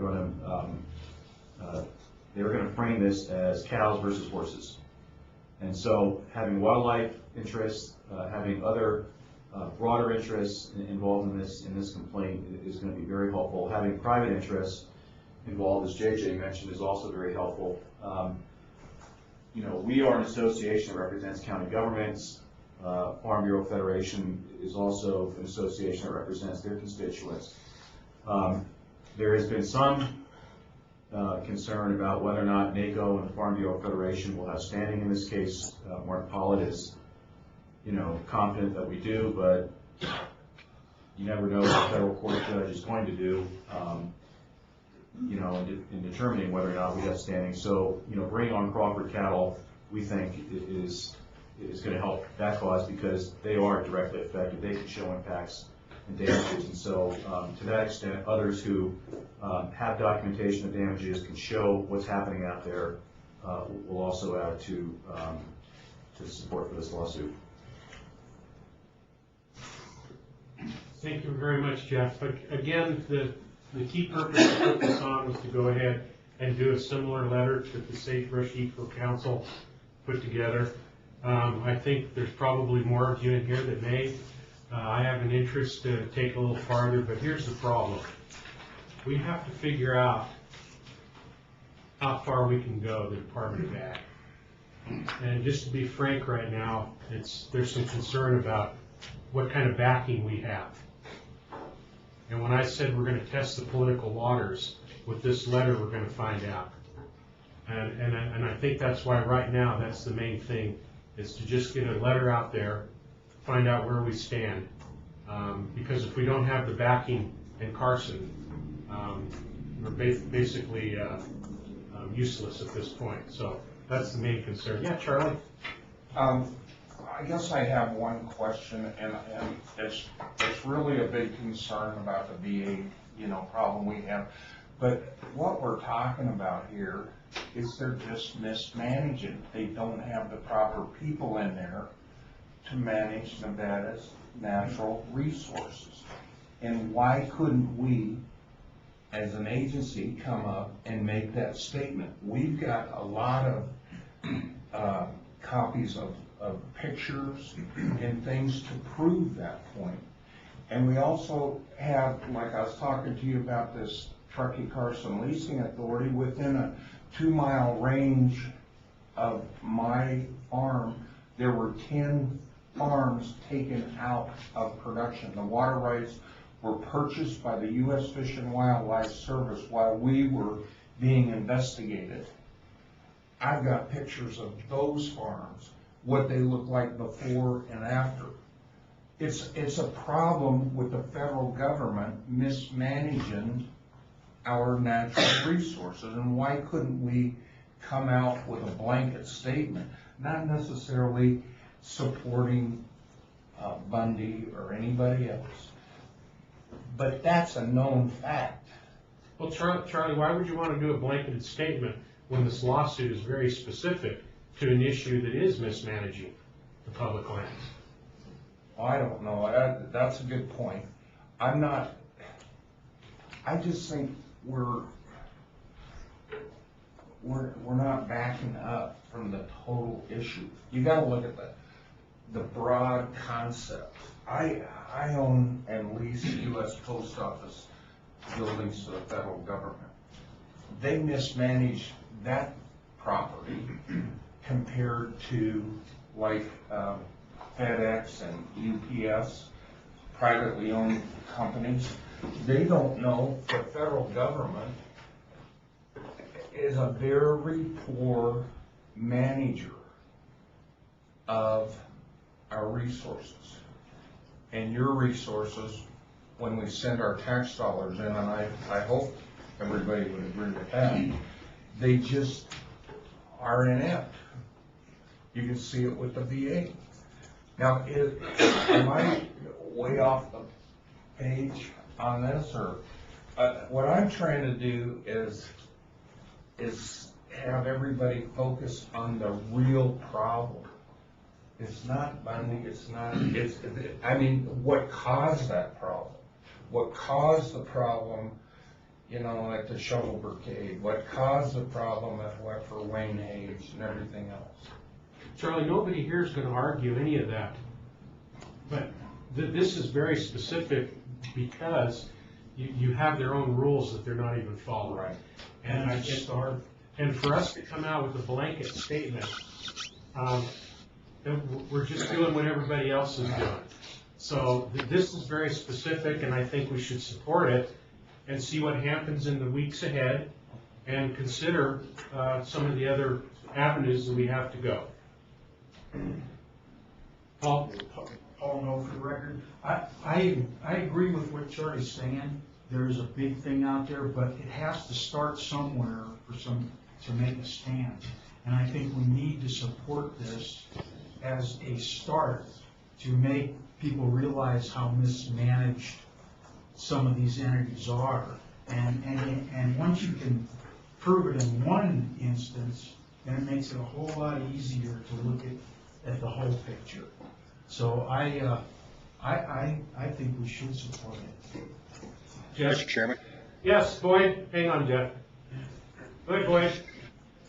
Just as a thought, I mean, there is no reason why we can't address two different things with two different documents.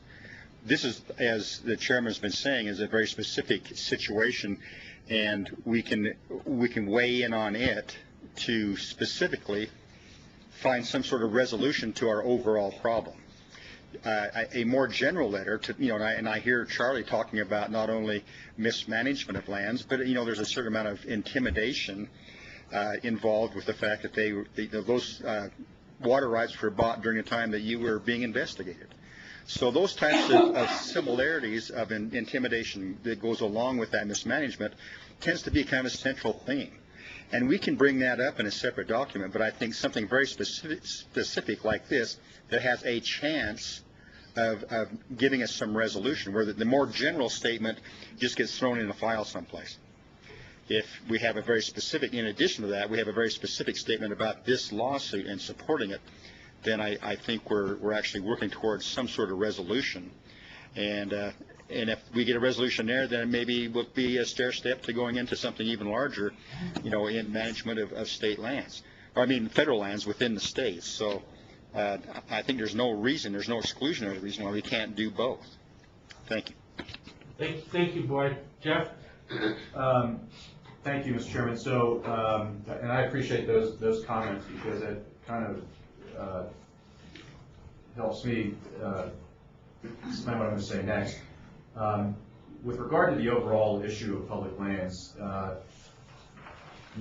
really glad I came here and had a chance to sit through and listen to a lot of these issues because these are many of the same issues that the NACO board talks about and tries to move forward with. And in fact, you may or may not know that we're staffing a task force that was created in the 2013 legislative session under AB 227 to look at the transfer of public lands to the state of Nevada.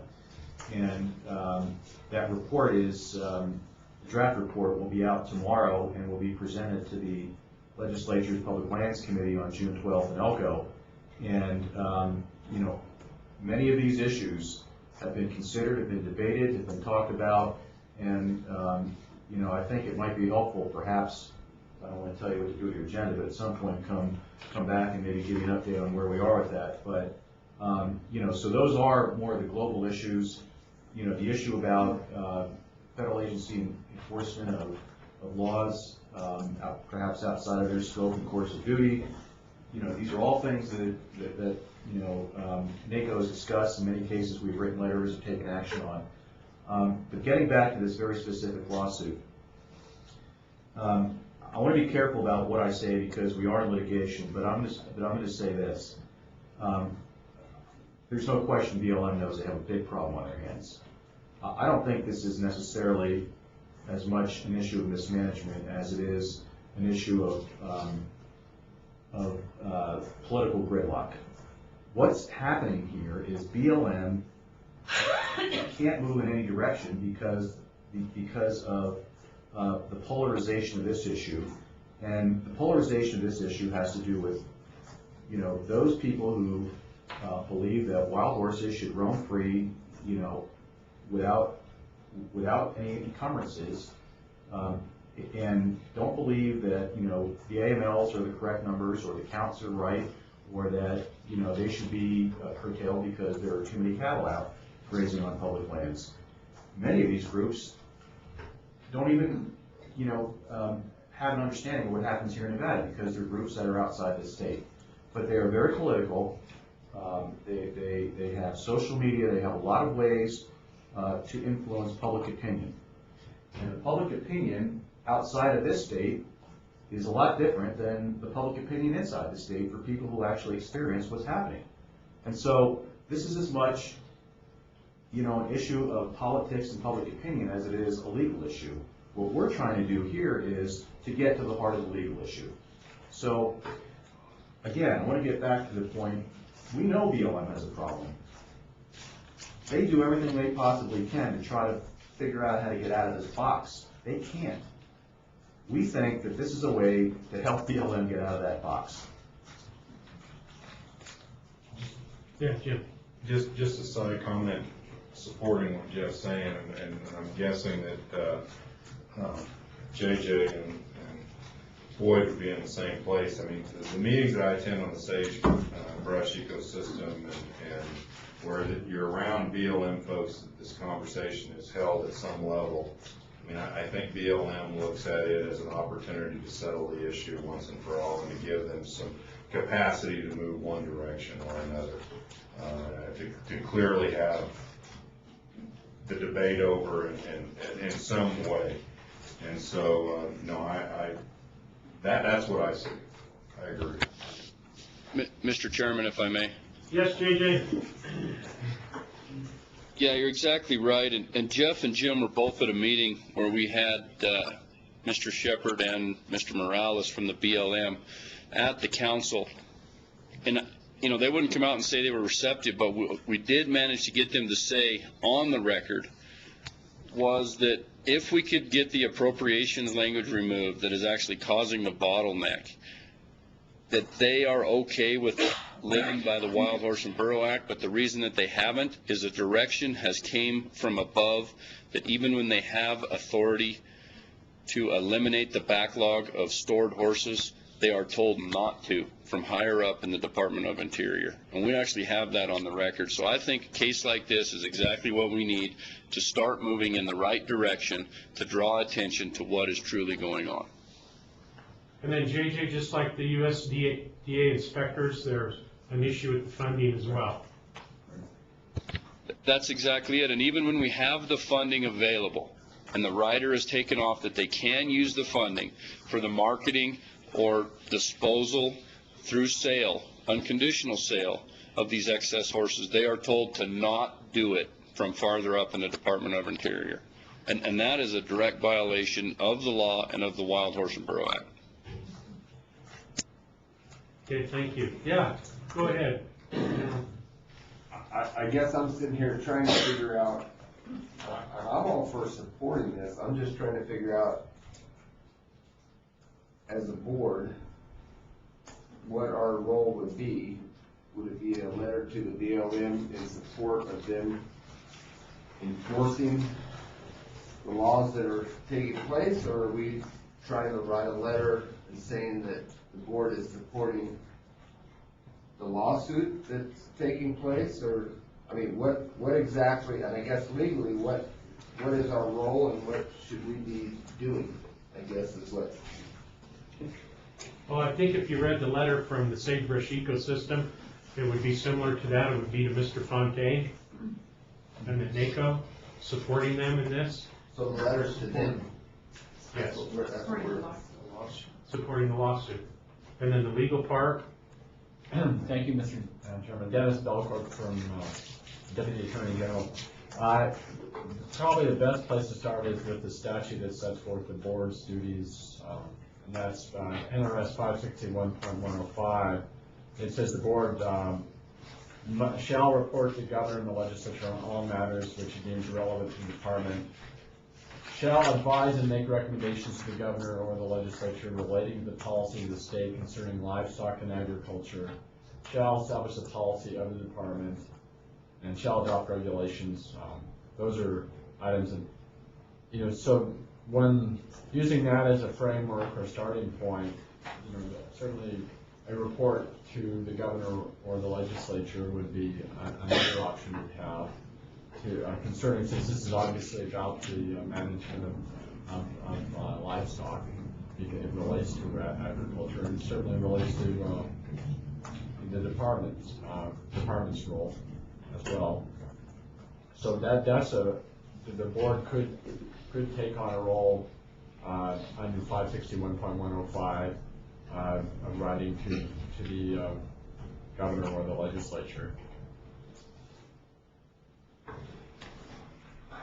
Okay, so your counsel to the board is then?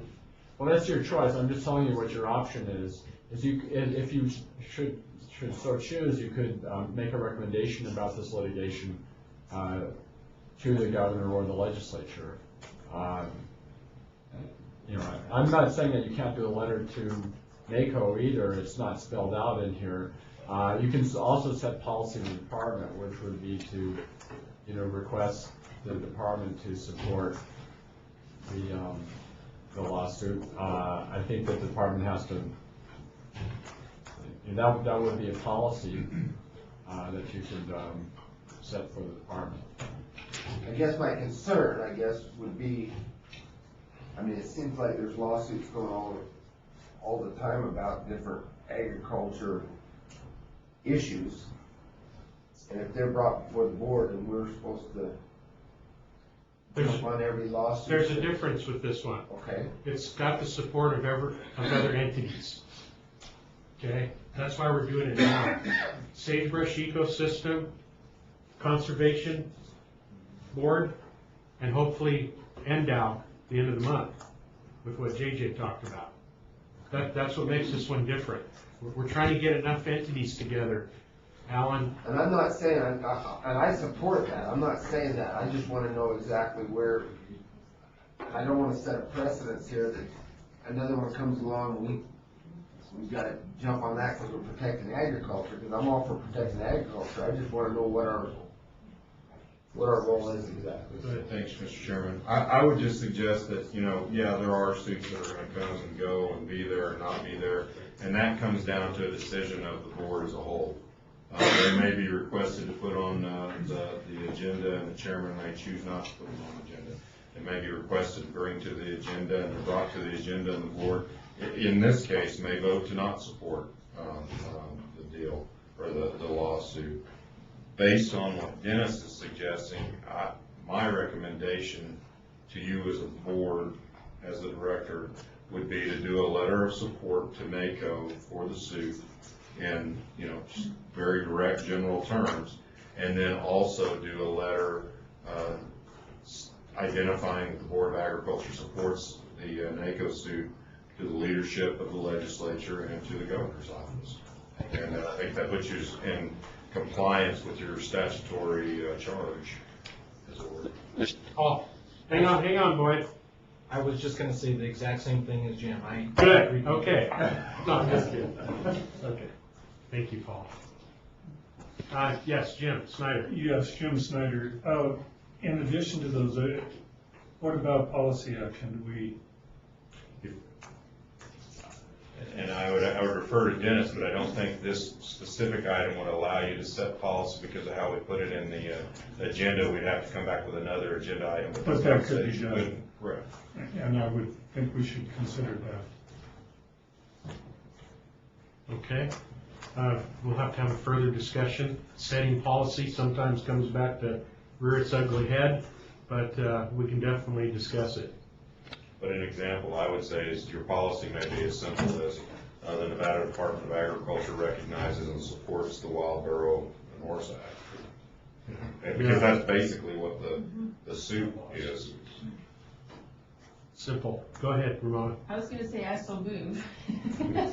But now that we're 10 steps down the road, Ramona Morrison for the record, I move that we. Hang on, we're not ready for a motion yet. Oh. Boyd? It actually was the junior veterinarian in the room, not the senior veterinarian. Okay. I apologize. If I can, Mr. Chairman, I just, sorry, Boyd. I just wanted to tell Alan one other thing too, and Jeff can back me up on this. All 17 counties in the state of Nevada are represented on the NACO board, and all 17 of those counties did vote to support this action. So I think that that's something that perhaps would lend a little credibility to your guys' letter of support as well, Alan. Thank you. Thank you. Thank you. Yes, Jeff? I don't want to interfere with, No. the direction you're going, but. That's why I wanted to hold off the motion. I want everybody to weigh in how we do this. Okay. So let me say this. We would appreciate whatever support we can get from this board. And a letter, support would be great. But ultimately, if this goes to trial, having the state participate in this lawsuit with NACO is going to be huge. Now, I can't tell you what the governor might do or the attorney general might decide to do. We haven't even really asked them about this. They're aware of it. I mean, they know that we filed this complaint. They have a copy of it, I'm sure.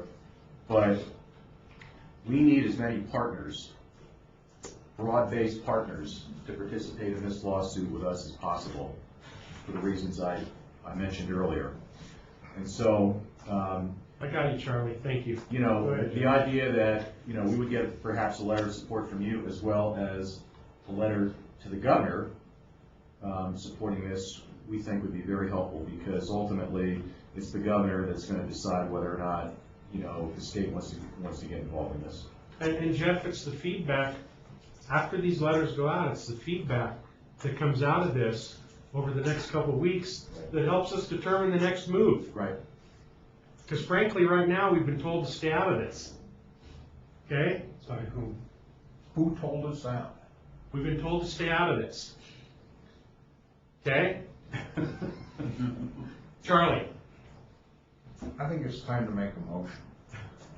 One suggestion, I do think Jeff brought something up as well that might be pertinent, and maybe we want to also include a letter to the Attorney General's office.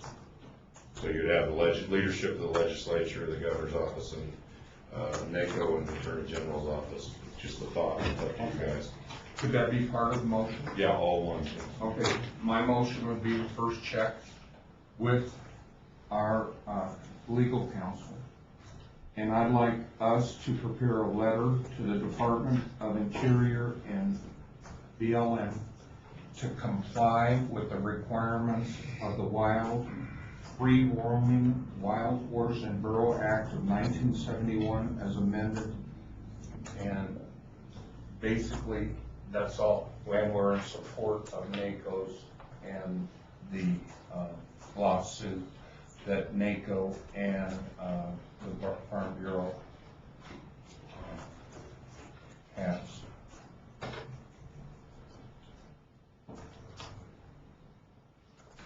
Lauren, I'll read back what I have.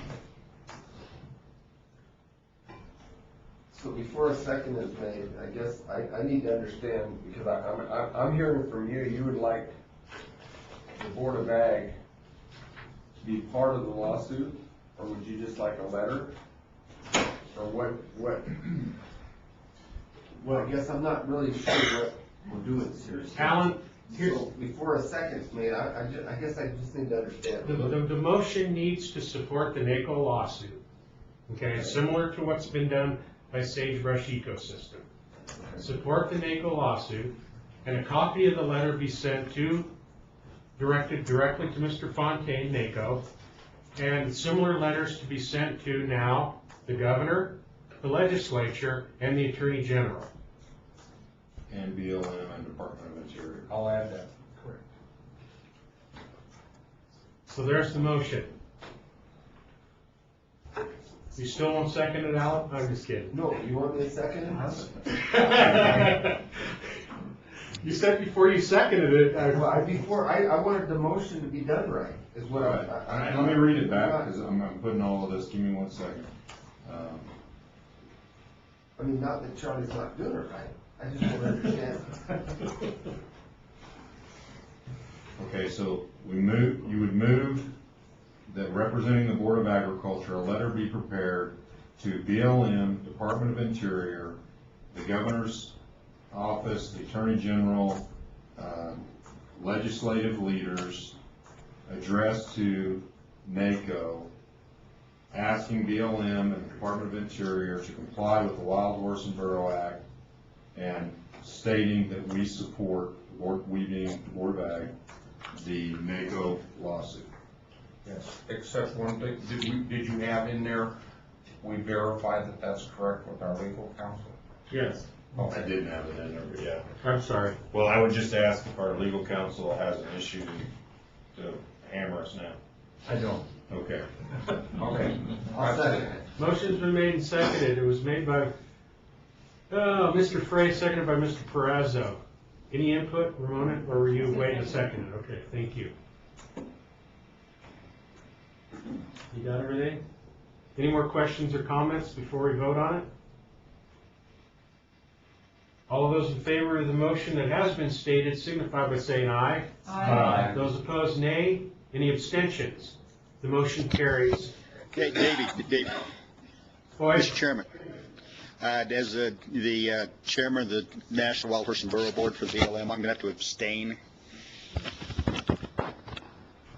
Okay, the motion still passes with one abstention. Mr. Spratling is our abstention. Mr. Anderson. Please. Just one comment, potentially in the letter, something on the fact that this isn't just a couple counties in the state, but make sure everyone understands this is everyone. I think that's critical. So maybe we would put something in there just along the lines in support of the 17 participating counties and the membership of Farm Bureau. Exactly. Good idea. Is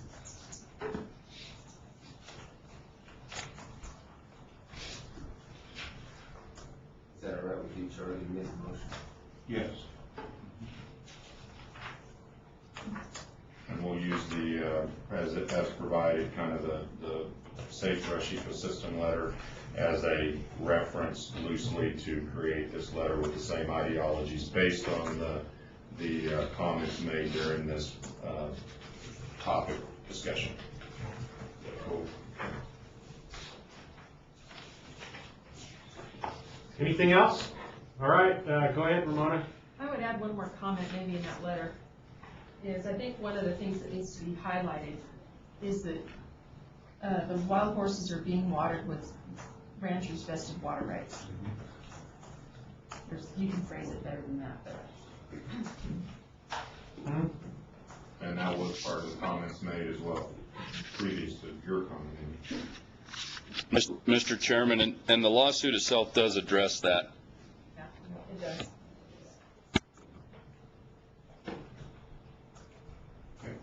Okay. Moving on. Thank you, Jeff. Thank you. Thank you, Jeff. Thank you. Item number D. Yes, ma'am. Jeff, would it be possible to send the complaint to the entire board? Email? Can I just email it to someone and then Yeah. they can distribute it? Jim, to you or? Yeah. Okay. Go ahead and email it to me, and we'll communicate as I create that draft. Okay. And we get Davy's signature. Happy to do that. Once you think there's a- You want to take a break before we go to that last item? What do you want to do? Well, there's, I hear you. So I'm just putting it out there, you tell me where you want to go. but it's the last item. There's no action. The longest director's report ever. Of the longest director's report ever. I think for the people that are here that have already made statements to our, I think we ought to get it flushed out. We've got 15 minutes till noon, so let's go ahead and talk about it. Okay. The last item under director's report was review of the director's powers. Again, just real quick, I want to make sure you know where this came from, because I asked to have this put on. And as you heard earlier today from some of the reports by some of our people in the industry that are here, there's been some misinterpretation of the powers and duties of Director Barton. And I think we got Dennis here, who's warmed up in the bullpen to explain it. But if I may be so bold, those powers and duties have been expanded beyond the roles of what we do here at the Department of Agriculture. So I'm going to go ahead and turn it over to Jim and let him explain it, and we'll have Dennis talk about it a little bit as well. And it's pertaining to the issue of this idea of subpoena and having hearings. And to start with, I'll kind of go through the statutory things in 561 that identify the duties and powers of the director and the director's office, and then I'll let Dennis respond to. I'm totally inept in my legal capacity, or I'm somewhere in the ballpark. In 561.145, it identifies the general powers and duties of the director. The director shall direct and supervise all administrative and technical activities of the department and all programs administered by the department as provided by law, except as otherwise provided in 284.143. The director shall devote his or her entire time to the duties of the director's office and shall follow no other gainful employment or occupation. The director may, with such limitations as may be provided by law, organize the department into divisions and from time to time alter the organization and reassign responsibilities and duties the director may deem appropriate. The director shall coordinate the activities of the division of the department, report to the board upon all matters pertaining to the administration of the department. Issuance, and then 561.146, issuance and enforcement of subpoenas. Whenever the director is authorized or required by law to conduct the hearing, the director may issue subpoenas requiring the attendance of witnesses before him or her, together with all books, memoranda, papers, and other documents related to the matters of which the hearing is called, and take dispositions within or without the state as the circumstances or the case may require. The district court in and for the county in which the hearing is being conducted by the director may compel the attendance of the witnesses, the giving of testimony, and the production of books and papers as required by any subpoena issued by the director. And then a case of the refusal of any witness to attend or testify, produce any papers required by the subpoena, the director may report to the district court in and for the county in which the hearing pending by petition set forth. And it kind of goes through the processes of witnesses and subpoena in terms of its application and the relationship with it and the court. And then as we move down into 561.47, it identifies basically those areas, or this is the way I understand it, those areas in which I would have subpoena power or hearing power. Prohibitions or restrictions of the movement of infested articles, treatment to be vitalized or sterilized, if any feed, grain, hay, machinery, or other article is found to be infested with or possibly carrier of propagation parts of noxious weeds, injurious insect pests, and plant diseases, and the director determines the movement of the article into any area of the state will be damaging or will jeopardize the agriculture industry of the area. The director may prohibit and restrict movement of infested articles or may prescribe treatment or devitalize or sterilize the infested article. The following one is 561.148, participation in investigation or prosecution of theft or destruction of livestock inspection. The director may participate in investigation and prosecution of any suspect theft, mutilation, or malicious destruction of livestock, and may temporarily stop the movement of livestock and carcasses for the purpose of inspection. Further, in a couple of the statutes, such as pesticide licensing and those kinds, I have hearing powers relative to license actions taken by our agency. So if an agency, if one of our staff revokes a license or finds a licensee for activities, then I have the capacity to have that individual request a hearing and bring that hearing to the agency. The same could be true if we had a livestock issue where, related to the livestock, someone is not allowed entry into the state because of improper health papers, health safety inspection, protecting basically the livestock of the state. If our example would be Flint, and the state vet refused entry on someone, they would have the capacity to request a hearing with a director, which is a legal hearing, and I would have subpoena powers in those cases. That's how I understand it.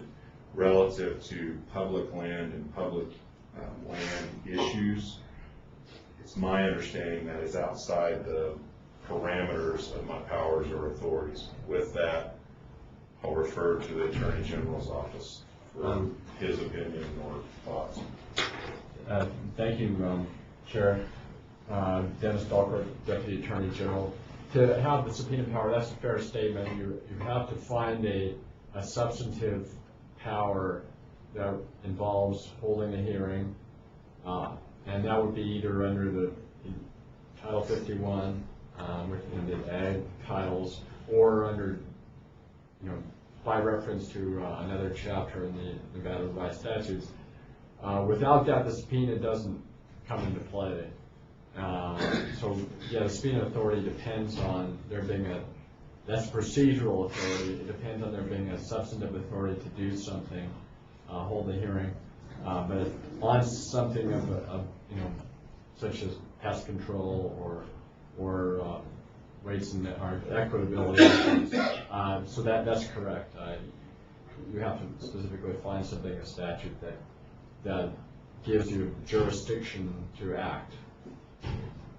An example of even something that we would do in the agency that I wouldn't have jurisdiction to act as I understand it, would be, although we house the child nutrition grants, I wouldn't have the authority to call a hearing relative to a school district and their nutrition program, because that's a federal grant under federal rules, and we simply administer it, and I don't have any NRS authorities, nor does the board on that, as an example. That's correct. So that's a presentation of what I know. It's a pretty short presentation based on what I know. So we're not gonna be subpoenaing BLM employees to come in. That's the bottom line. Damn it.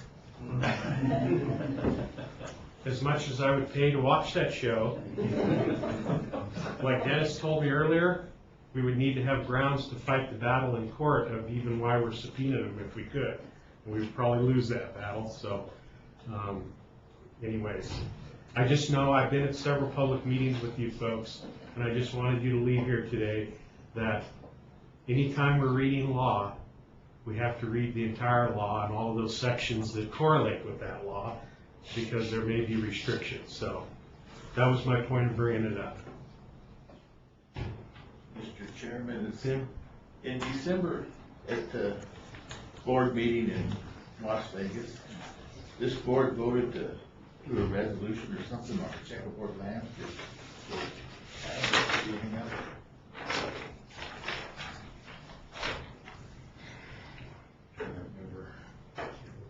It was presented, I remember you coming and presenting it. It was presented by Boyd Spratt, and he made the motion and the board voted on it. But I have never heard anything about it or anything. I'll go follow up specifically on that for you. And then I'll report by email or whatever to the board prior to the next meeting. Well, like Dennis reminded me, in March we covered it, so I can't remember the outcome. Right, we talked about it. Wasn't it the resource management plan? Oh, yes, yes. Right. Exactly. Which we've already started on, we're not completed. That was one of the areas we were gonna cover in the resource management plan of the Department of Ag, was the issue with the checkerboard. And then trying to get into the governor, I had a letter to him and everything, and when we had the horse meeting in the Pershing County Commissioner's office, his horse person was there, and I gave him a letter, and I haven't heard anything about that either.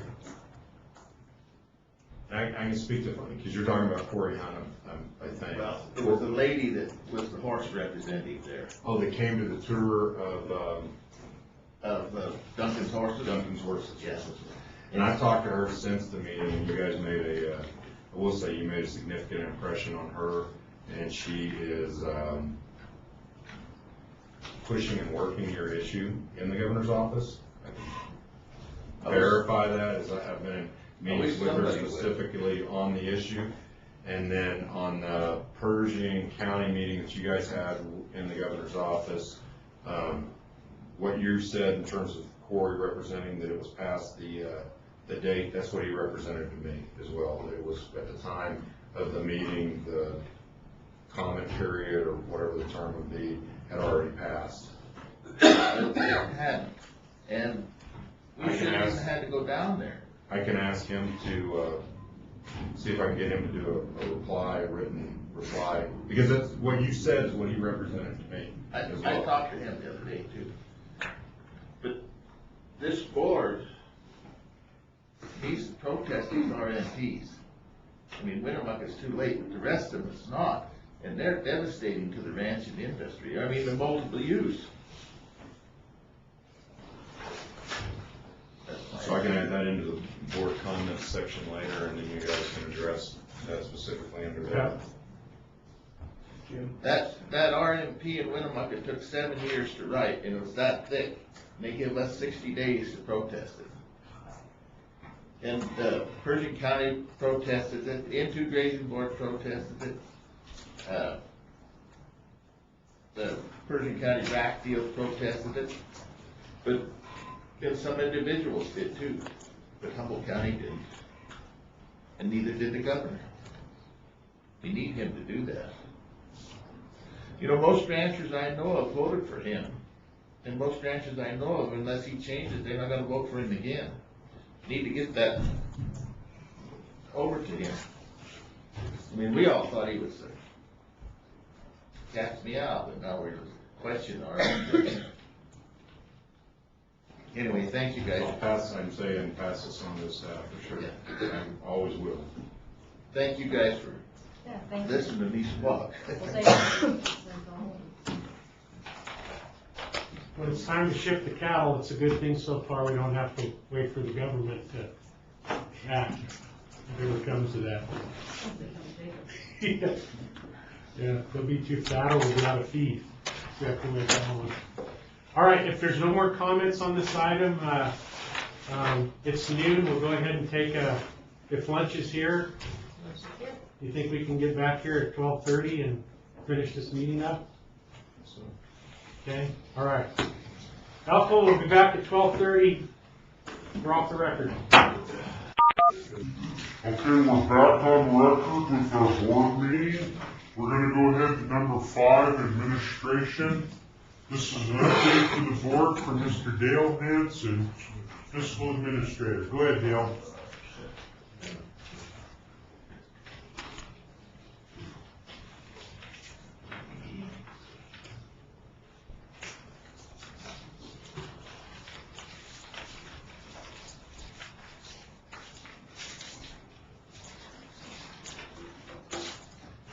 Dale Hanson, fiscal administrator. I'm going to go over just a few quick things here, not make this too long, but if you guys go ahead and pull out the expenditure detail report that I handed out to everyone, you kind of follow along with some of the stuff that we go over with. I first want to cover the items that we have going out to the interim finance committee, the last one that we have this year. This will be on June 19th. And so on page 1, if you look at category 21 for it should say food processing program, it says food processing program on here. Excuse me, which one of them are you on page? On the expenditure detail report, they all kind of look alike, but. Got it, thank you. This is on page 1. How to pass for budget count the emission 13. test guarantee. This is a very simple procedure. It doesn't need a lot of knowledge. Pretty straightforward. Who's that? Speaking out of turn. You're gonna need any of these 2 items. If you don't have these, you don't need to buy it. You can use just these. This is a scanner, OBD2 code reader, whatever you're gonna call it, and these 2 reset your computer, card computer. Is that Elko? If you don't have one of these, hello Elko, can you hear us? These, Elko! and remove the positive pulse from your battery for 5 minutes, and Like some deals coming down. connect the battery. I know, it's like, I don't want to hear anymore. And down, And what you gonna do next? I gotta get Bill. You're gonna drive your car. Great, these are Endow converts. Any issue always related to Endow for Drive your car, and let's say 20 miles later, or 40 miles later, or I'm not sure how many miles your car Traveling will spar, take anybody? to get the check engine back on. We're gonna say it took you 25 miles. You drove it for 25 miles, and your check engine light came on. So what you're gonna do, you're gonna go ahead and reset it one more time using one of these 2 methods, and you're gonna drive it again. So what you're looking is to see. Bill, you could wear a sable hat. You'd be like the real deal, comrade. And usually it is, but it's always good to do this step twice. So you drive it again, let's say 24 miles, 26 miles, or 25 miles, the light comes back. So now you know that is your, that will be the mileage. They would have to be kind of and you go ahead and reset the computer one more time, and this time you drive it. If it goes to 25 miles, then your light came on again. You drive it for 20 miles, and you go straight to the mission place. And I assure you that you're about 6 times with my cars, with friends' cars, family cars, and it works 100% of the time. And I discovered this because like long time ago I got a check engine light in my car. So, I brought my code reader and scanned the computer and gave me code. I'm waiting to hear make sure you sprinkle lots of lime. Told me what it Lime needed on to your be body. replaced. So I did it, and it was still giving me the same code. And I took it to the shop, and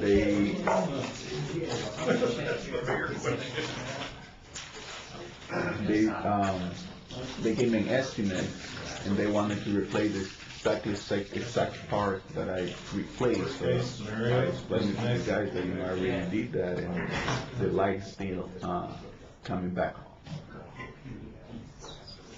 And the mechanic explained that sometimes, it's just nothing wrong with the car. After you say quite a few times what it happens, there's nothing wrong with the car. It's just your computer that is misreading the codes, or a little sensor that is dirty. Most of the time there's nothing wrong. I tried this and it worked for me. I just tried to fix the car. I replace whatever say that it needs to be replaced. But if this is the road that you want to go,